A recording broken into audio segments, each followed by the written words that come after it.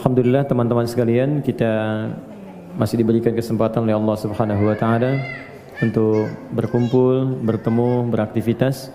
Pertama kita berdoa semoga seluruh aktivitas kita diberkahi dan dirahmati oleh Allah Subhanahu wa taala.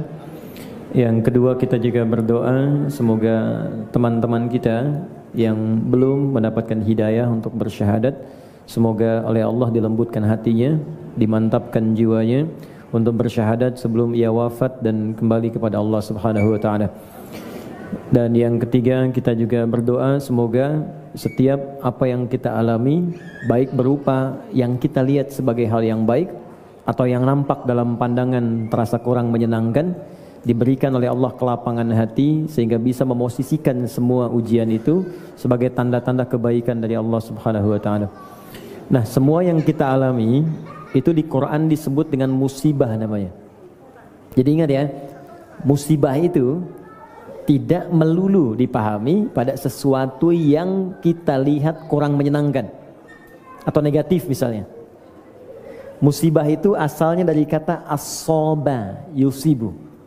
Kalau saya tuliskan, it's okay. Di asoba yusibu. Nggak apa-apa ya. Nah, saya senang dengan anak-anak. Jadi memang dunianya begitu. Kecuali kalau bapak ibunya yang teriak baru saya kaget. Oke, ini as-saba yusibu. Kemudian sifatnya disebut dengan musibah. Musibah. Musib yang menimpanya, taknya menunjuk pada sifat. As-soba itu semua yang kita alami. Jadi bisa terlihat menyenangkan, ya, senang lihat mobil baru, senang, gitu kan? Lihat rumah baru, senang, kan?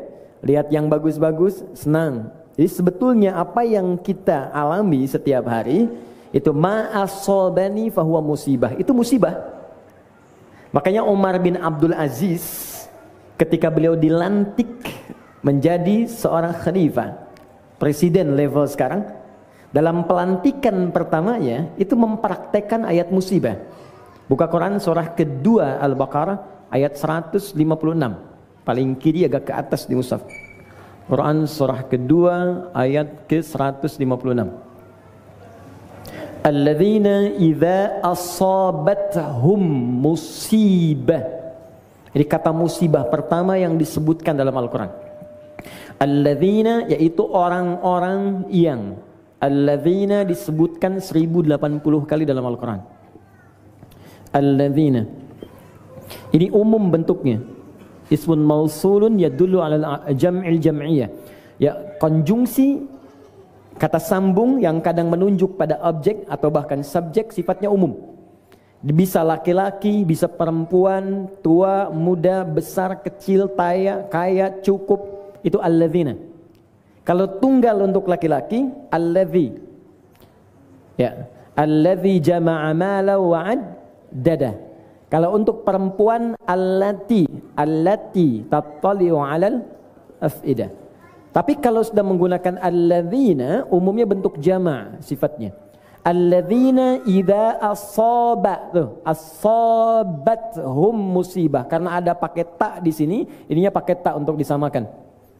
Ya. Alladzina idza asabathum musibah. Orang-orang hebat itu kata Allah, orang-orang yang bahagia itu. Ini rumus kebahagiaan, teman-teman. Karena di ujung ayatnya, di ayat 155 di ujungnya, itu Allah memberikan rumus bahagia. Wala nabluwannakum bisyai'in minal khauf wal ju' wa naqsi minal amwal wal anfus wath thamarat wa basyiris sabirin.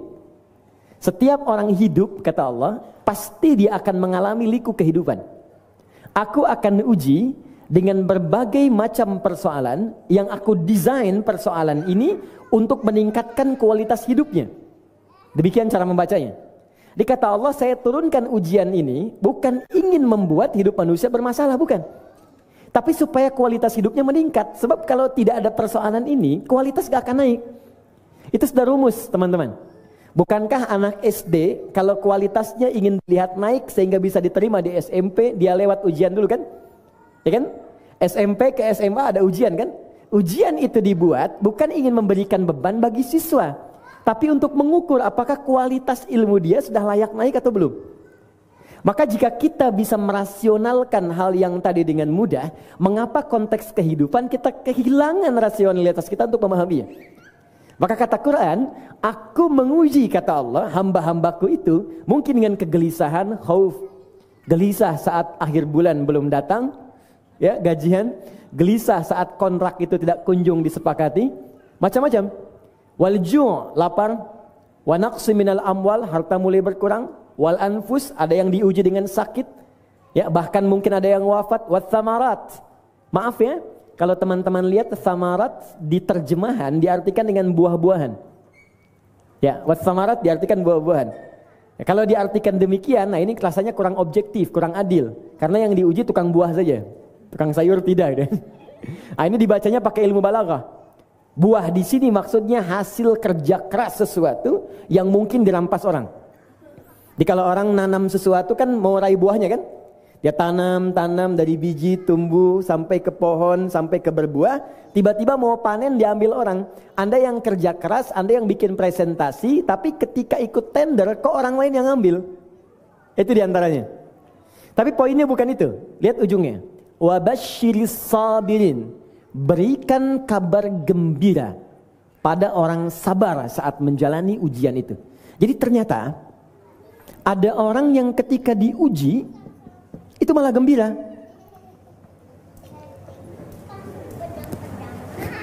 Oke, saya bikin rumus dulu ya supaya lebih mudah untuk dipahami. Hidup, ini persamaan Qurannya, hidup itu pasti bersanding dengan ujian.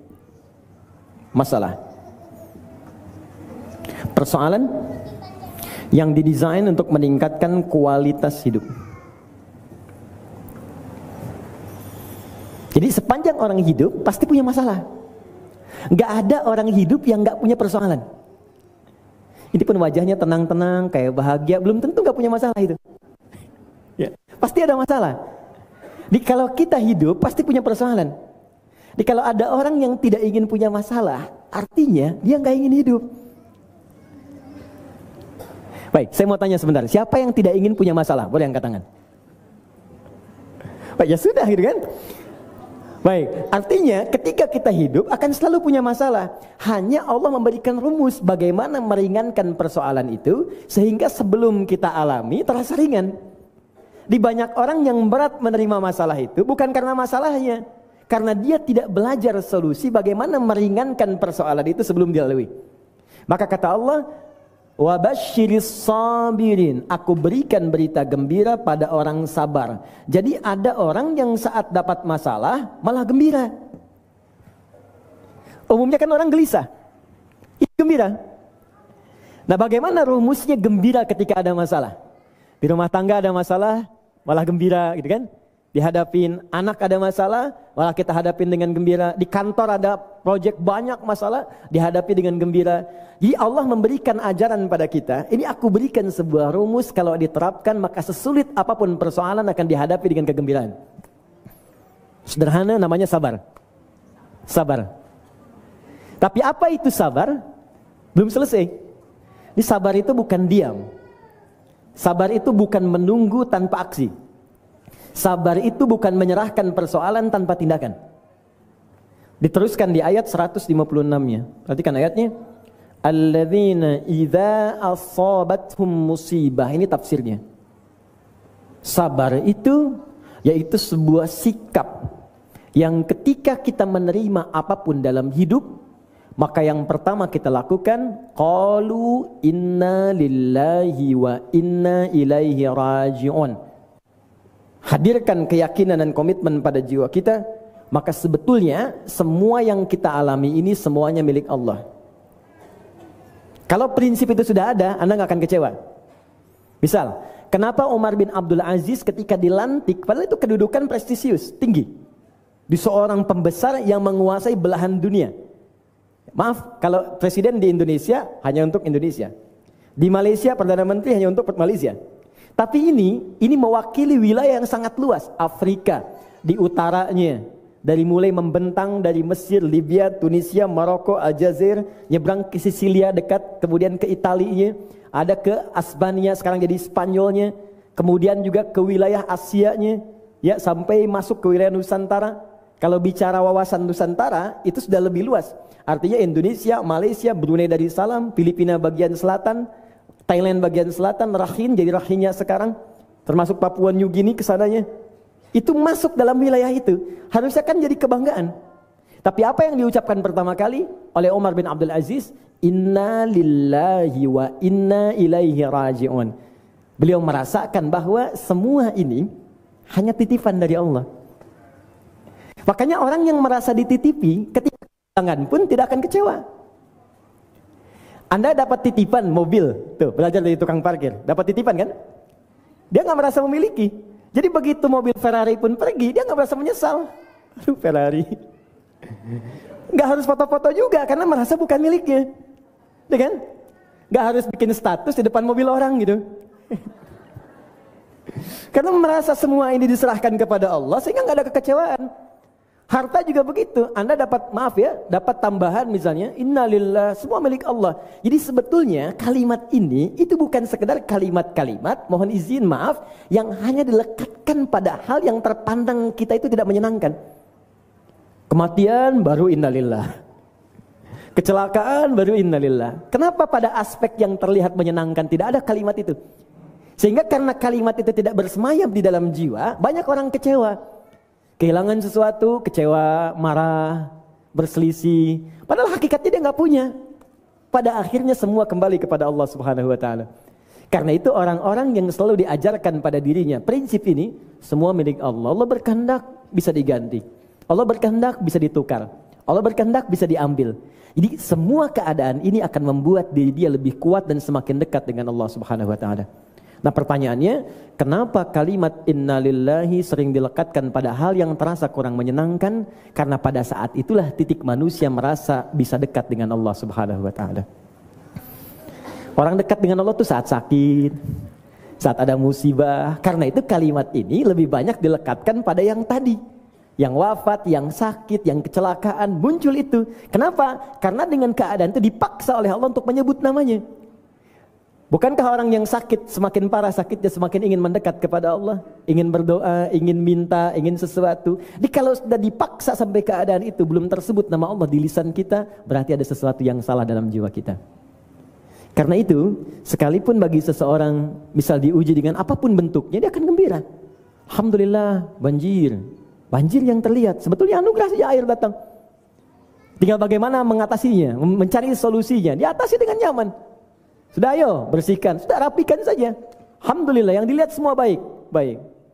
Main perosotan, main pel, narik jatuh aja. Saya lihat tuh kemarin jadi saya main tarik-tarikan itu untuk menyenangkan teman-teman aja. Cuman celakanya saya kebagian narik yang lebih gede gitu. Jadi begitu saya tarik saya kepleset. Tapi saya belajar, orang lebih suka melihat saya kepleset dibandingkan saya ceramah. Saya ceramah yang lihat 40.000 orang, saya kepleset 1 juta orang gitu. Jadi kita saling mendoakan semoga dan kita bantu. Maksud saya kita doakan teman-teman yang ada musibah kena banjir, tapi kita pun bergerak membantu, mendorong dibandingkan kita mencela, mencaci. Ini nggak bisa begini, apa solusinya? Nggak ada hasilnya. Lebih baik kita bergerak, doakan sahabat kita, dorong, bantu, yang punya wilayah kita bantu dan itu akan jadi solusi dalam kehidupan. Dan semoga Allah muliakan kita semua insya Allah. Ya pada saat kita pulang dan tidak membawa apapun. Ya, saya punya pengalaman kemarin di Bekasi. Saya ajarkan satu doa. Ini dari Al-Quran. Tapi dibacanya harus dengan penuh keyakinan. Karena kalimat Qurannya pakai iman. Quran surah ke-11 ayat 48. Ini doa yang diajarkan oleh Quran saat terjadi banjir bah. Mudah-mudahan airnya tidak masuk ke tempat kita. Ya. Quran surah ke-11 Hud ayat 48. Qila ya Nuh bitta bisalami wa barakat. Ada ayatnya? Lalu difirmankan, disampaikan kepada Nuh alaihissalam, Nuh cepat naik ke atas bahtera itu dengan penuh keselamatan. Dan kalimatnya nakirah, general, umum. salam wa barakat, dan semua keberkahan. Fokus baik-baik. Sedikit ya. Nabi Nuh itu kan dapat ujian dari Allah, ditimpakan hujan beruntun terus, yang gak berhenti berhari-hari, sampai airnya naik. Tapi beliau telah siapkan dengan bahtera. Tapi saya tidak ingin bicara tentang bahtera yang dipahami dengan kapal semata. Di situ tempat beliau beraktivitas, tinggalnya di situ, keluarganya di situ, kebutuhan makannya, akomodasinya, konsumsinya di situ, semuanya masuk dalam satu tempat. Ketika mulai masuk, Allah memfirmankan kepadanya dan mengajarkan pada kita lewat Nabi Muhammad SAW sebuah doa. Qila ya Nuh bilt. Dikatakan, firmankan kepada Nuh, naiklah ke bahtera itu bisalam, dengan penuh keselamatan. Kalimatnya menggunakan tanwin, bisalamin, tidak menggunakan alif lam. Ya, bisalam. Ini ada yang tulisnya begini. Ya, ini umum. Kalau umum, kaidah tafsirnya maka dia tidak dibatasi. Maka ada yang menafsirkan begini, bisalamin, selamat dari terpaan air itu. Jadi airnya nggak naik ke bahtera itu. Makanya ketika anaknya yang Kan'an itu, dia ingin mengatakan, sa'awi, saya akan naik bapak ke tempat yang gini, ila jabalin ya'simuni minal ma', saya akan naik ke gunung yang di situ air nggak nyampe. Kata bapaknya, sekarang nggak ada yang bisa tidak teraih oleh air, semua akan nyampe kecuali di sini. Jadi yang tinggi pun bisa kena. Posisi bahtera Nabi Nuh pada saat itu, airnya belum naik tinggi, Pak, Bu. Jadi kalau kita lihat misal di sini gunungnya, di sini air segini volumenya, di sini kapal bahteranya. Air baru segini. Anaknya diminta oleh bapaknya, Nuh cepat naik ke sini, irkam ma'ana ya bunayya irkam ma'ana. Nah, cepat naik sini. Kata anaknya, Pak, saya mau naik ke tempat yang tinggi ke sini. Gak akan nyampe air ke sini. Kata bapaknya, pada hari ini gak ada tempat yang gak bisa dijangkau air. Naik aja ke sini. Bapak telah siapkan. Anak tak peduli. Yang paling menarik, akan ada posisi ketika keadaannya cukup rendah itu, ada tempat-tempat yang gak bisa ditembus air. Bisalam, selamat dari air. Bahkan sampai air naik pun ini gak masuk. Kalau kapal jelas, hukum Archimedes kan mengatakan kan, sebuah massa yang benda massanya itu lebih ringan tentu akan terangkat kan. Ini akan naik, jadi ingin tenggelam, ini naik.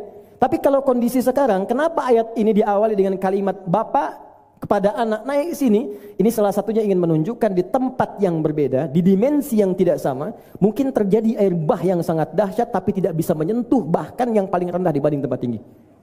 Masih ingat tsunami di Aceh? Kok bisa ada satu masjid yang rendah, air nggak masuk? Sementara tempat tinggi itu bisa hancur. Kemarin kejadian di Bekasi, itu ada masjid Al-Ihsan yang sebagian teman-teman pernah ke sana. Itu Pak Ibu, dari satu komplek cuman 2 tempat yang airnya nggak masuk. Alhamdulillah Allah jaga. Satu rumah Allah di masjid, kedua saya yang bacakan ayat tadi. Di rumah saya nggak masuk sama sekali, dan air itu rumah saya bahkan lebih rendah dibanding tempat yang lain yang tinggi. Tapi yang saya luar biasa rumah Allah. Itu teman-teman, di sini ada area sholat. Di belakang area DKM di sini. Ini lantai di sini sudah tinggi sekali. Air naik ke sini, yang saya kalau sejalan itu posisinya segini, saya turun ke jalan. Di begitu air naik, saya keliling komplek untuk memetakan siapa yang nggak bisa keluar, siapa yang bisa ke masjid. Jadikan masjid sebagai posko. Kami keluar, putar. Itu sampai di masjid, masjid itu ada posisi rumah yang lebih tinggi dari masjid. Tapi yang paling menarik, air naik ke bagian DKM, ke belakang. Masuk. Dan posisi ini lebih tinggi dibandingkan dengan ruang utama sholat. Tapi ketika airnya sudah mau masuk ke tempat sholat ini, balik lagi. Gak pernah masuk. Sampai air itu surut sampai sekarang. Ini yang paling menarik. Nah, jadi, tapi ini mesti diikuti oleh 2 hal. Lihat ayatnya. Pertama, wa barakat. Jama' dari berkah. Berkah itu ziyadatul khair, bertambahnya nilai-nilai kebaikan. Jadi kalau Anda hartanya ingin dijaga oleh Allah, rumahnya dijaga oleh Allah, sering-sering berbuat baik. Sering-sering berbuat baik. Derma pada orang, perhatikan tetangga, ya. Banyak tingkatkan amal soleh. Kemudian bacakan doa tadi dengan iman, karena di ujung ayatnya ditutup dengan kalimat iman. Jadi yang ingin saya ajarkan, jadi dibandingkan kita mengeluhkan persoalan yang tidak melahirkan solusinya, lebih baik kita berikhtiar yang setidaknya memberikan kelapangan kepada jiwa. Jelas ya? Nah, ini bagian pertama. Jadi mudah-mudahan kita doakan yang teman-teman sedang diuji diberikan kenyamanan, kelapangan, dan kita bisa melihat dari situ untuk diuji beramal soleh apa yang bisa kita lakukan. Ini peluang kita bersama untuk bisa berbagi dengan teman-teman yang lainnya. Semoga Allah muliakan kita semua insyaAllah. Hari ini spesial. Saya ingin ambil 30 menit untuk meneruskan pelajaran. Setelah itu kita diskusi, ada waktu 1 jam. Kalau teman-teman ingin tanyakan, baik di dalam materi yang telah kita bahas, ataupun di luar persoalan yang pernah kita kaji, kita bisa diskusikan. Berikan saya sementara sekitar 30 menit untuk menyempurnakan dulu bahasan kita. Setelah itu kita lanjutkan pada sesi diskusi yang bisa mengeksplorasi tema yang mungkin kita kaji. Sepakat? Nah, tinggal sepakat ya.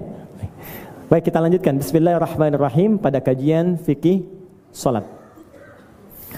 Sekarang kita sampai pada bagian ketiga terakhir dari pembahasan fikih salat, yaitu bagian tahiyat. Ya. Nanti bagian tahiyat 1. Yang kedua, doa sebelum salam. Ini posisi nomor 4. Saat benar dikerjakan, maka Allah seketika akan mengabulkan doa yang dimintakan. Jadi saya pernah ajarkan ada 4 posisi dalam sholat. Kalau benar cara mengerjakannya, maka seketika doa bisa dikabulkan tanpa tertunda. Yang 3 sudah saya bahas saat berdiri. Teman-teman yang baru bergabung, mohon bisa mengecek rekaman video di teman-teman musyawarah atau juga di tim kami nanti untuk di review dari situ. Yang kedua saat ruku, saya sudah bahas dengan dalilnya, teorinya dan contohnya. Ketiga saat sujud, kita telah uraikan bahkan diulang sampai 2 kali di pertemuan lalu.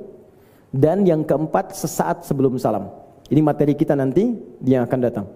Kemudian bahasan terakhir yang ketiga, amalan pasca sholat. Apa yang dikerjakan saat setelah salam. Jadi begitu assalamualaikum, assalamualaikum, amalan apa yang dituntun oleh Nabi untuk dilakukan. Yang saat dikerjakan, saat itu pun ada bonus doa bisa dikabulkan. Yang menarik, Nabi langsung mengajarkan doanya. Di begitu doanya akan dikabulkan, apa yang harus dibaca?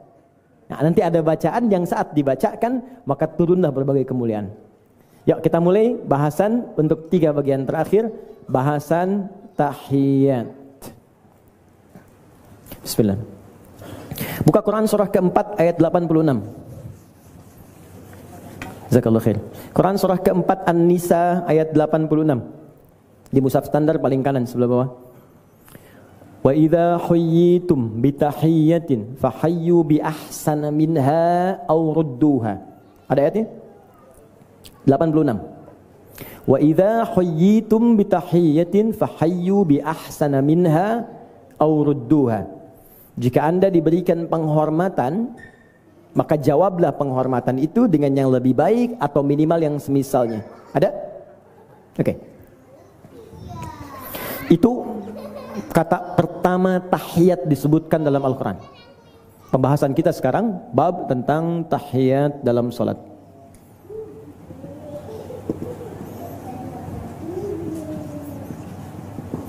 Pertemuan lalu kita sudah belajar cara duduknya kan? Masih ingat? Iftirash dengan tawarruk. Baik, sekarang fokus teman-teman.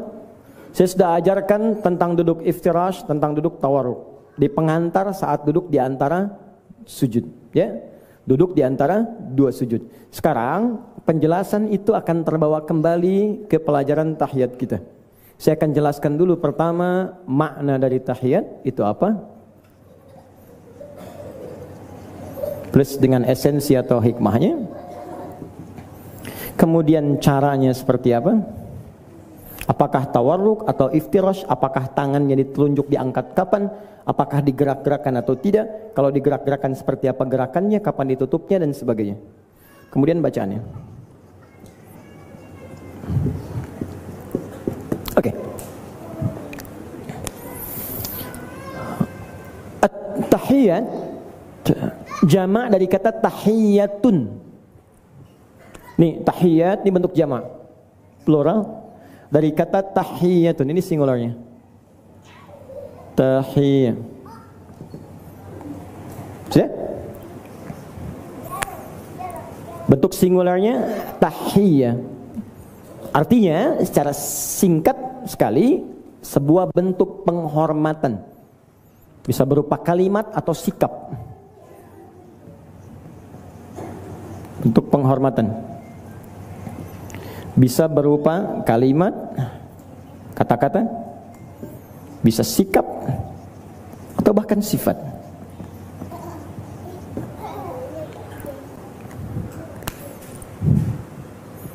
Oke. Di mana ditemukan kata tahiyat dalam Al-Quran? Di antaranya tadi saya tunjukkan Quran surah keempat An-Nisa ayat 86. Ada kaidah dan ini hanya ditemukan dalam Al-Quran. Saya punya koleksi beberapa kitab-kitab dan kadang sering saya lihat, saya bandingkan dan Masya Allah tidak ada keindahan yang paling sempurna kecuali dalam Al-Quran. Wa idza hayyitum bitahiyatin, tahiyatin, ditemukan ayatnya ya. Jika Anda diberikan penghormatan oleh orang, jika diberikan penghormatan, bisa berupa kalimat. Ya. Misal, dalam Islam sempurna sekali, mencakup semua aspek kebaikan. Assalamualaikum warahmatullahi wabarakatuh. Itu kalimat tahiyat sempurna dan hanya didapatkan dalam Islam. Itu kalimat penghormatan, teman-teman, Pak Ibu. Assalamualaikum itu lebih daripada selamat pagi, ya, sapaan, greetings, selamat sore, itu kan doa asalnya. Selamat pagi, mudah-mudahan pagi ini Anda selamat. Selamat itu dari kata salam. Salam itu tenang, damai, nyaman, aman, itu salam. Nah, kata dasarnya silmi, frame-nya Islam. Makanya di Quran ada Islam, ada silmi, ada salam. Oke. Islam, Quran surah ketiga, ayat 19. Silmi, Quran surah kedua, ayat 208. Salam, Quran surah 19, ayat ke-15. Quran surah 3 ayat 19. Inna dina indallahil Islam. Sungguh agama yang dibenarkan oleh Allah, diridhai oleh Allah, Islam. Itu frame-nya. Kalau kita sudah masuk Islam dengan syahadat, diminta menunaikan tuntunannya. Jadi kalau sudah masuk Islam kan syahadat dulu ya. Asyhadu alla ilaha illallah. Baik, saya bersaksi yakin dengan Allah tanpa ragu. Yakin tanpa ragu disebut iman. Orangnya mukmin, pekerjaannya aman, amanu. Maka orang yang sudah masuk Islam disebut amanu. Quran surah kedua ayat 208. Paling kiri pertengahan. Perhatikan kalimatnya baik-baik. Ya.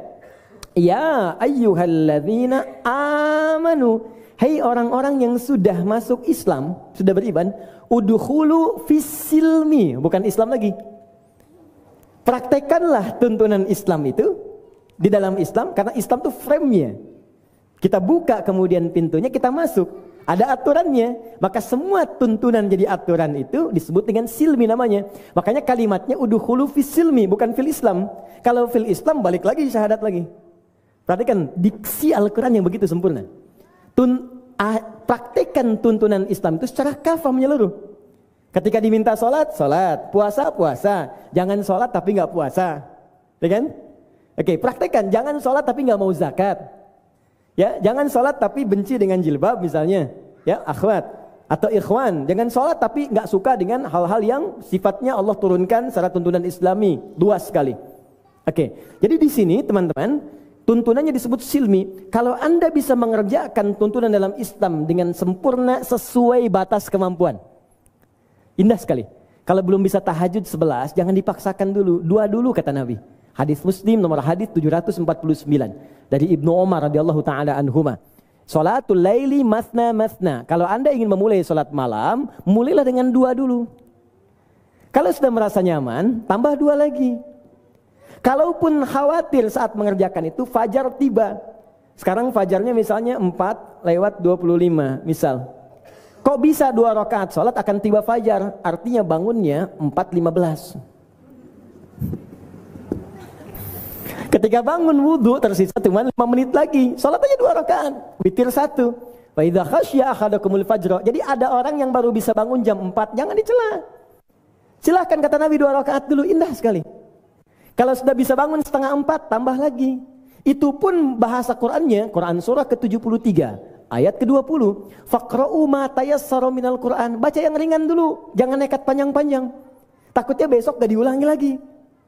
Nggak apa-apa, bukan aib. Rakaat pertama, qul huwallahu, qul a'udzu birabbil falaq. Rakaat kedua, An-Nas. Witirnya, qul huwallahu, nggak apa-apa. 3 qul sekalian. Nanti kalau sudah nikmat terbiasa, tambah ad-duha besoknya. Sampai Anda merasakan kenikmatan luar biasa, silahkan 1 rakaat pertama Al-Baqarah sampai tuntas. Silahkan. Itu indah.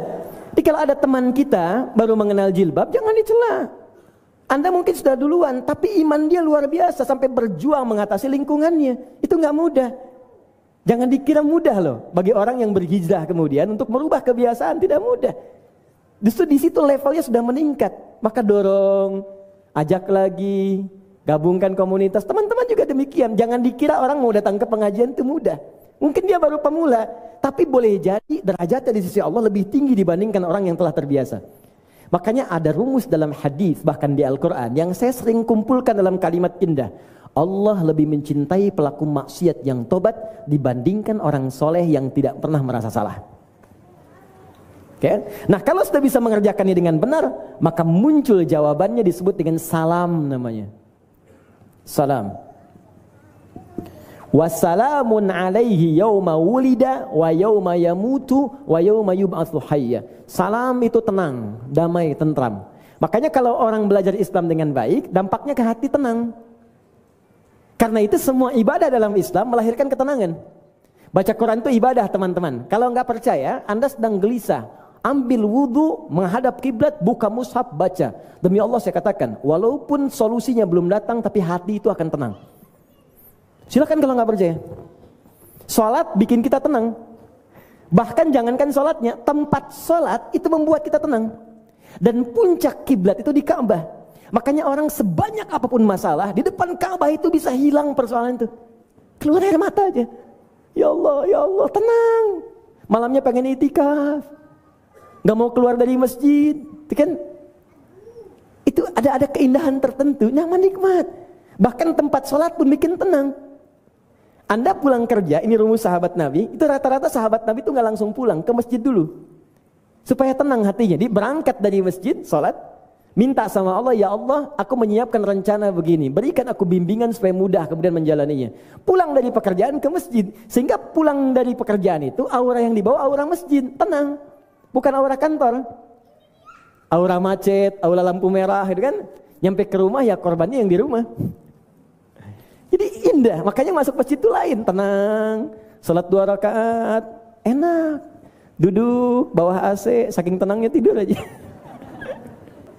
Nah, ini salam, jadi salam itu damai, tentram, selamat, nyamai. Ditambah ta, kalau sudah pakai ta artinya sifat, ta dalam bahasa Arab sifat. Salamah, salamah itu diserap ke bahasa Indonesia menjadi selamat. Selamat itu dari kata salam. Damai, tentram, nyaman, aman. Selamat pagi. Mudah-mudahan pagi ini Anda damai, tentram, selamat, nyaman. Selamat siang, selamat sore. Kita lebih umum, assalamualaikum. Tak terbatas dengan waktu. Semoga salam semua keselamatan, baik pagi, siang, sore, malam, sampai kapanpun melekat kepada Anda dalam kebaikan. Wa rahmatullah wabarakatuh. Itu kalimat. Ada yang sikap hormat di militer, hormat, ya kan? Baik, ada yang sikap hormat dalam kehidupan di kantor, masuk pimpinan kita hormat, ada yang berdiri, ya kan? Ada yang menyalami, ada yang sifat kejujuran, bagian dari sifat penghormatan kepada pekerjaan. Disiplin, bagian dari sifat penghormatan kepada apa yang kita kerjakan. Sabar, bagian sifat penghormatan pada musibah yang kita alami, sifat. Nah, kaidah dalam Quran, jika Anda diberikan penghormatan dari pihak manapun, maka balas dengan yang lebih baik. Dasar kalimat assalamualaikum, jawab assalamualaikum, waalaikumsalam warahmatullah. Assalamualaikum warahmatullah, waalaikumsalam warahmatullahi wabarakatuh. Assalamualaikum warahmatullahi wabarakatuh, waalaikumsalam warahmatullahi taala wabarakatuh. Assalamualaikum warahmatullahi taala wabarakatuh. Sudah nggak ada lagi, ulangi yang serupa. Waalaikumsalam warahmatullahi wabarakatuh warahmatullahi subhanahu wa ta'ala. Udah cukup, capek. Sama seperti serupa. Ya, itu kalimat. Nah, sikap juga sama. Ada yang menghormati kita, balas. Di jalan ada orang ngasih, kita jawab, kita hormati. Buka kaca, makasih Pak, hormat. Itu sikap dasar. Orang yang pandai menghormati manusia, lingkungan, maka dia akan diangkat oleh Allah Subhanahu wa taala. Seperti orang yang pandai berterima kasih pada lingkungan, manusia atau sekitarannya, maka dia pun akan diberikan tambahan nikmat oleh Allah. Nah, ajaran itu dipraktikkan setiap hari oleh kita, dilatih oleh Allah lewat sholat. Dipaksa kita untuk menerapkan ajaran itu. Kalau assalamualaikum kan ketemu dulu. Ketemu orangnya, assalamualaikum. Gak ada orang, gak bisa. Kecuali masuk rumah. Karena ada setan rumah, namanya Dasim. Dasim. Perempuannya Dasimah, oke. Ya kan kalau mau jadi perempuan tinggal tambah tak kan di ujungnya. Muslim laki-laki, perempuan muslimah. Mukmin laki-laki, perempuan mukminah. Shaim laki-laki, perempuan ya kan?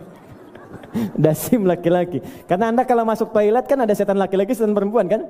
Allahumma inni a'udzubika minal khubuthi wal khaba'ith. Nah, setan yang menunggu ruang kosong itu disebut dasim namanya. Ada 9 jenis setan. Nanti kalau udah selesai ini, kalau mau bahas boleh. Nanti saya bawakan kitabnya. 9 jenis setan. Setan wudu namanya walhan. Ada setan penggoda sholat namanya khanzab. Ada yang menyebut khinzib. Makanya kalau ada orang wudu suka ragu, ini saya udah wudu apa belum dia? Itu walhan. Ada setan pasar, Bu. Ada.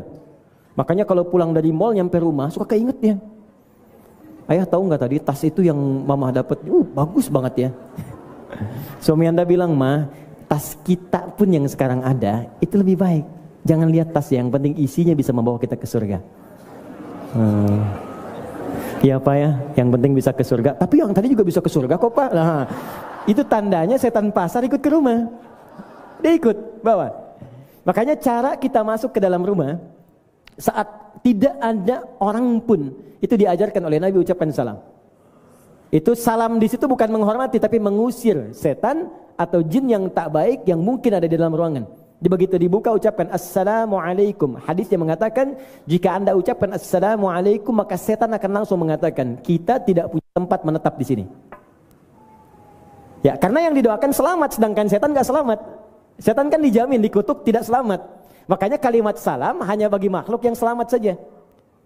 Tapi kalau Anda tak ucapkan, masuk aja, nggak ada ucapan assalamualaikum, maka setan akan berkata dalam hadisnya kepada kawannya, kita punya tempat menetap di sini. Dibiasakan ya, masuk kamar, ruangan, gudang apa, ucapkan assalamualaikum, nggak apa-apa. Ya nggak dijawab normal, ada jawaban ya lari. Ya. Ya. Saya ajarkan itu termasuk pada anak saya. Dari sejak dia kecil. Sekarang yang besar itu dia mau 7 tahun. Dari sejak 3 tahun saya ajarkan. Kakak setiap masuk kamar manapun ucapkan assalamualaikum. Kenapa Bu ya? Karena ada setan yang suka mengganggu bahkan datang dalam mimpi. Itu yang kakak suka mimpi buruk, setannya namanya dasib. Ucapkan assalamualaikum. Dia langsung pergi ke kamar, dia praktekkan. Assalamualaikum dasim. Dia sebut namanya langsung. Oke. Nggak apa, yang ini nggak usah. Oke, syukran. Ini Mas, nanti kalau ada lagi saya. Oke, fokus sebentar. Jadi prinsipnya kita dilatih setiap hari untuk saling menghormati. Makanya saya katakan orang Islam itu udah khatam toleransi. Orang Islam itu udah pasti saling menghormati. Jadi kalau ada orang Islam hanya pandai mencela saja, itu dipertanyakan. Kenapa? Karena kaidah tahiyat ini dibawa dalam sholat, dilatih tiap hari. Dan kita ucapkan di awal saat kita mengucapkan dalam kondisi kita duduk itu kalimatnya at-tahiyyatu lillah. Oke, yuk kita lihat. Disebut langsung tahiyat. Bahkan dijamakkan. Kalau jamak itu sedikit atau banyak? Banyak.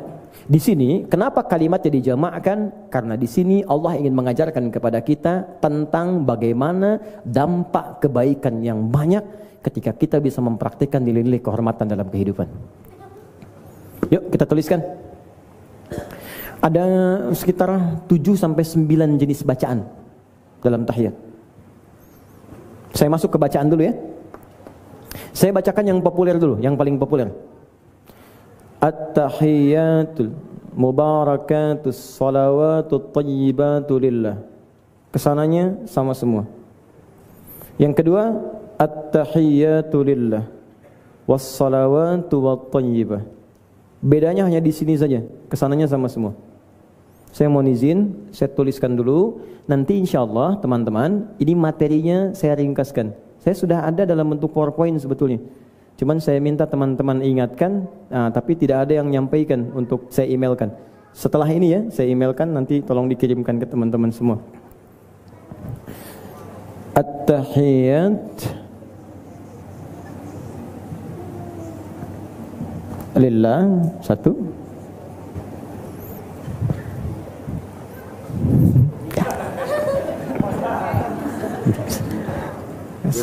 Yang ini ya.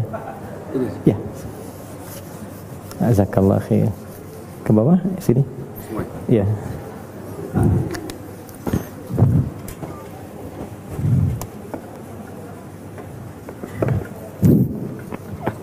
Cukup, makasih. Syukran. Sudah? Versi pertama. At-tahiyyatu lillah was-salawat wat-thayyibah.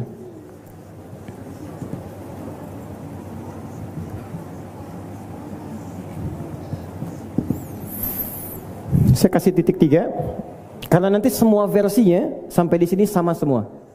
Assalamualaikum ayyuhan nabiy wa rahmatullahi wa barakatuh. Assalamualaikum wa ala ibadillahis sholihin. Sama semua. Bedanya cuma di awal saja. Yang kedua, versi kedua, ya, antara Ibnu Abbas dengan Ibnu Mas'ud, dua-duanya sama.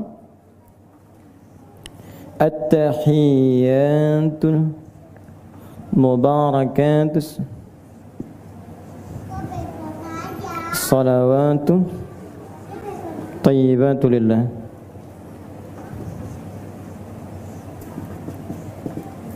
Lillah. Dua-duanya diajarkan Nabi ya, ingat. Keduanya yang populer, ini saya tuliskan yang populer dulu karena waktu kita terbatas.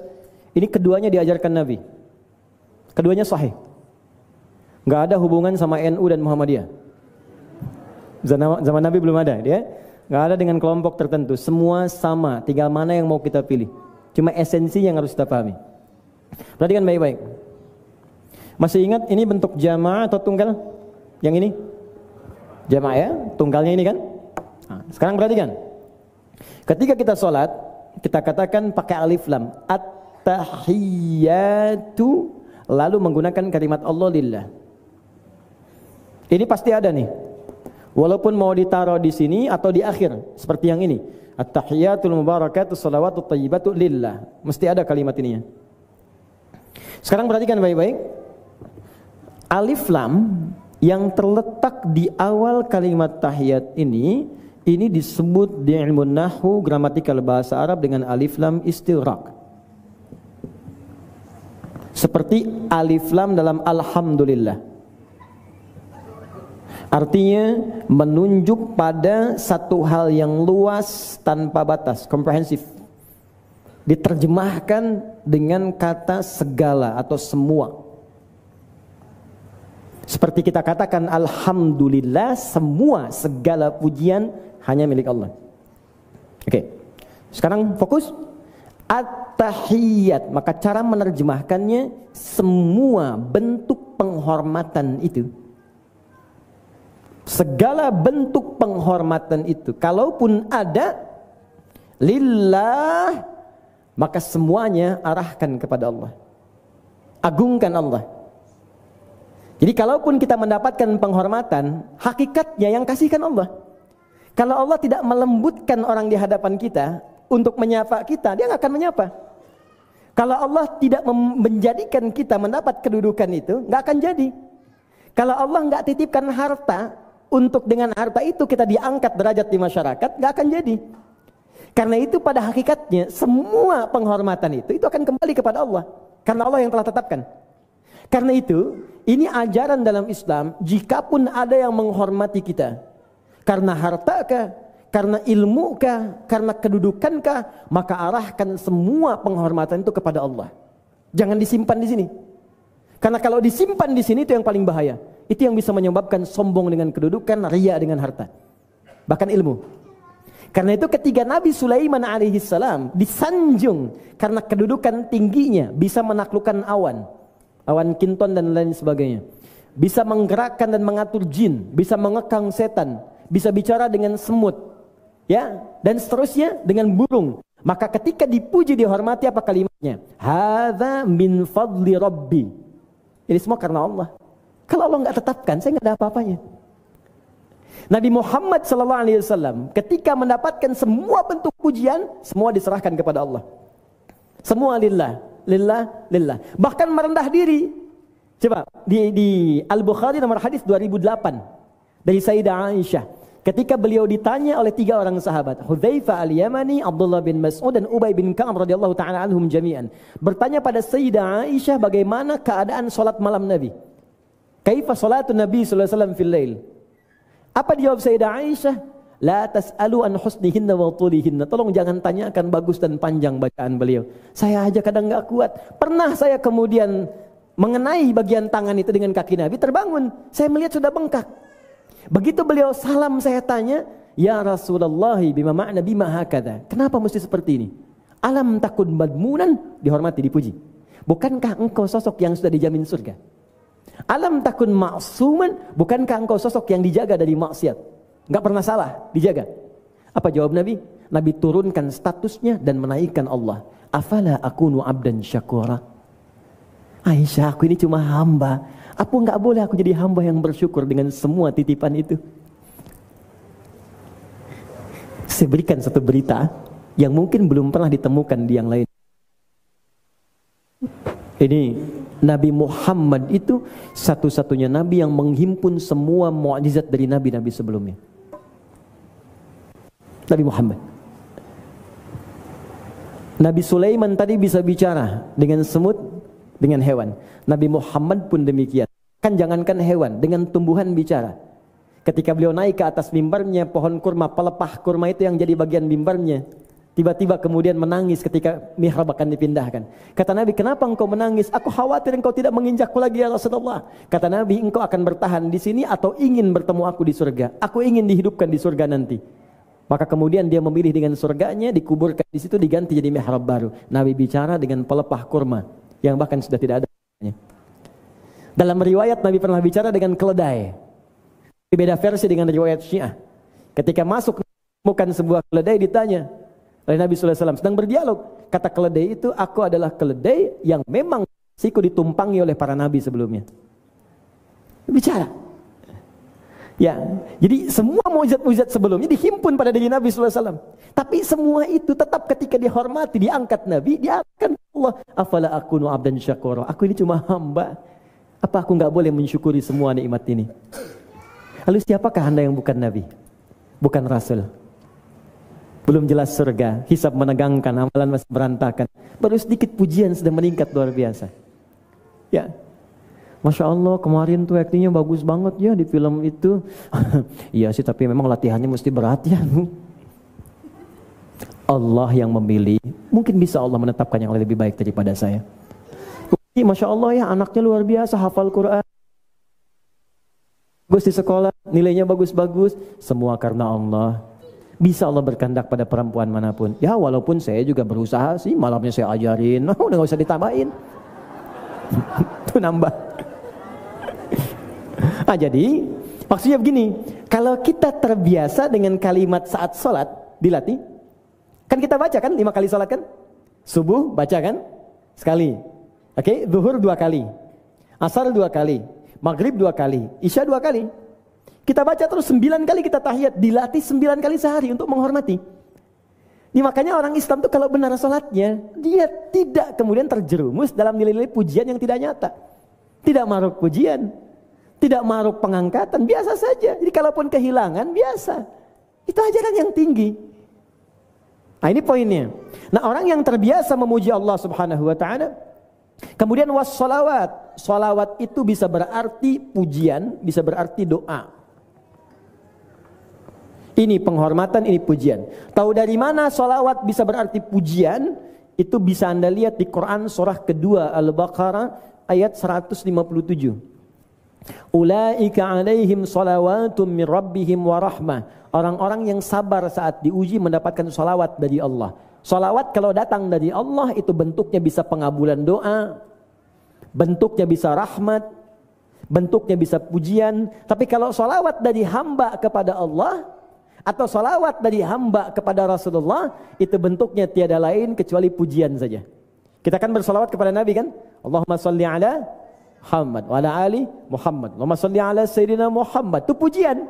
Makanya orang yang salawat kepada Nabi dibalas oleh Allah karena mencintai Nabinya, turun rahmat Allah kepadanya 10 kali lipat. Awas, ada orientalis yang salah memahami. Muhammad itu SAW masih butuh salawat dari hambanya, dari umatnya. Bukan, Anda salah baca. Jadi jangan sampai kesalahan Anda dalam memahami menyebarkan ketidaktahuan kepada orang lain. Bukan. Ini bukan bentuk doa. Bukan, ini bentuk pujian kami. Syukur kami Allah mengutus Nabi Muhammad. Kita bacakan Allahumma salli ala Muhammad. Ya Allah, puji Nabi, kami menyayanginya, mencintainya, maka Allah jawab dengan rahmatnya. Itu poinnya. Jelas ya? Nah, di sini kita bersalawat kepada Allah. Wassalawatu lillah. Ya Allah, semua pujian-pujian dalam hidup kami serahkan kepadamu. Makanya orang hamba yang beriman, yang berlatih salat setiap hari, tidak larut dalam pujian. Pujian itu melarutkan. Kadang-kadang menghilangkan kesadaran. Hati-hati. Biasa saja dipuji, dan itu normal dipuji. Nabi dipuji. Ya kita mungkin dipuji, orang lain mungkin mengangkat, ustadz juga kadang-kadang sama. Tapi kalau ustadz itu tidak benar dalam salatnya, atau tidak membangun kedekatan dengan Allah, itu bahaya juga. Terangkat lupa, ujung-ujungnya lupa ketika dia mengajar karena Allah. Ya sama, maka dilatih supaya tidak kecewa dalam kehidupan, maka arahkan setiap pujian macam-macam lillah, alhamdulillah ya Allah. Kau titipkan pada seorang hamba untuk mengakui apa yang aku kerjakan. Berikan aku istiqamah ya Allah. Baik. Wat thayyibat, dan semua jenis kebaikan. Harta termasuk kalangan thayyibat. Keturunan, istri, suami, pasangan termasuk thayyibat. Makanya ketika teman-teman mencari nafkah, dapat harta, terus dibelikan sesuatu, disebut thayyib. Jamaknya thayyibat. Buka kata thayyib pertama di Quran surah kedua ayat 168, paling kanan sebelah bawah di mushaf. Allahu Akbar. Saya lebih 11 menit, gak apa-apa? Tambah 15 menit ya, sedikit ya. Ya, supaya selesai dulu. Tayyib. Ya ayyuhan nasu kulu mimma fil ardi halalan tayyib. Hai manusia, silahkan bekerja, berkelana di bumi yang bisa engkau jangkau. Dapatkan dengan cara yang halal. Kalau sudah dapat itu, belanjakan yang tayyib. Silakan, yang baik-baik, yang dibutuhkan. Minuman yang menyehatkan. Makanan yang baik, pakaian yang baik, rumah yang baik, kendaraan yang baik. Silakan tayyib. Jamaknya thayyibat. Ditemukan di Quran surah kedua ayat 172. Paling kiri, agak sedikit ke atas. Ya ayyuhalladzina amanu kulu min thayyibati ma razaqnakum. Di makanan thayyibat. Harta thayyibat. Keturunan thayyibat. Jadi, ketika kita mengatakan at-tahiyyatu lillah wassalawatu wattayyibat, mengajarkan kalau diberikan rizki, harta benda, keturunan, maaf, hal-hal yang kita dapatkan, maka jaga itu dengan baik, dengan pandai-pandai bersyukur kepada Allah Subhanahu wa taala. Serahkan pada Allah. Makanya kalau kita merasa itu titipan Allah, enggak akan digunakan pada yang aneh-aneh. Harta enggak akan dibeli yang haram, mustahil. Kalau Anda merasa itu titipan Allah dan tayyib itu enggak akan digunakan pada yang haram. Membeli barang haram, minuman haram, makanan haram, mustahil. Pasti Anda akan konsumsikan pada hal yang baik-baik menurut Allah. Sama dengan yang ini. Ini thayyibat ada, tahiyat ada, salawat ada, tinggal berkah. At-tahiyatul mubarakat. Kenapa di sini tidak disebutkan mubarakat? Di sini ada mubarakat karena sesungguhnya kalimat thayyibat itu sudah senafas dengan barakah. Jadi kalau sudah thayyibat itu barakah. Karena itu ketika disebutkan 172 dengan kalimat tayyibah, disebutkan di Quran surah 7 ayat 96 dengan kata barakat. Di sini tayyibat, di Quran surah 7 ayat 96 dengan barakat. Walau anna ahlal qura amanu wattaqau lafatahna alaihim barakatim minas sama'i wal ard. Barakat semua jenis kebaikan. Ya, secara singkat, fokus. Ya Allah, saya mengakui semua jenis penghormatan, semua jenis pujian, semua jenis kebaikan, seluruhnya hanya milik-Mu saja. Paham sampai di sini? Kalau paham, saya berikan kisah sebentar untuk kita mengetahui ada apa di balik makna ini. Kita masuk pada esensinya sebentar. Masih ingat peristiwa Isra Mi'raj? Isra perjalanan Nabi dari Masjidil Haram ke Masjidil Aqsa. Mi'raj naik ke langit menerima perintah salat. Ketika Nabi naik itu, maka beliau kemudian menghadap Allah langsung diberikan perintah. Saat naik itulah kemudian Nabi langsung mengucapkan kalimat diajarkan oleh Jibril alaihissalam sebelumnya. At-tahiyyatu lillah. Ya Allah, semua penghormatan hanya untukmu.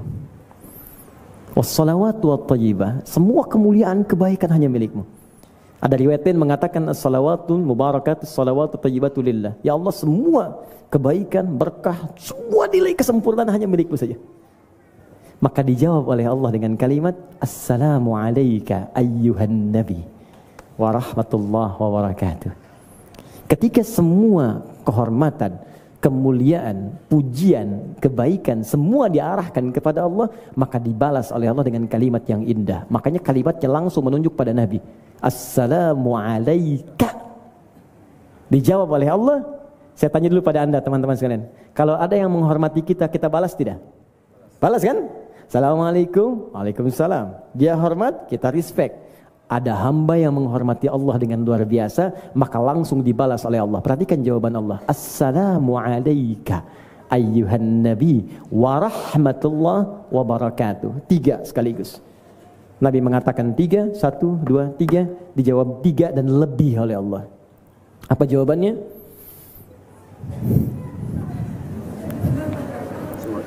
Boleh. Man masahal kitabata fis saburati fawasala lil ujuril katibiha. Siapa yang bisa menghapus apa yang dituliskan, maka mendapatkan pahala dengan yang sama dituliskan. Ya. Hadis palsu.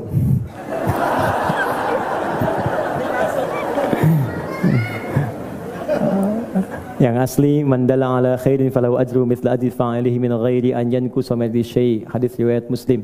Siapa yang menunjukkan, memfasilitasi pada kebaikan, maka ia mendapatkan pahala yang sama dengan yang mengerjakan tanpa dikurangi sedikit pun. Ya. Maka teman-teman yang share kajian, terus ada orang datang, tuh pahalanya dapat yang sama. Makanya bagi setiap kebaikan, bikin status yang bagus-bagus. Ya, sehari hadis saja 1. Ya, hadis mengajarkan berbuat baik dengan teman, hadis saling mendoakan. Sampaikan aja.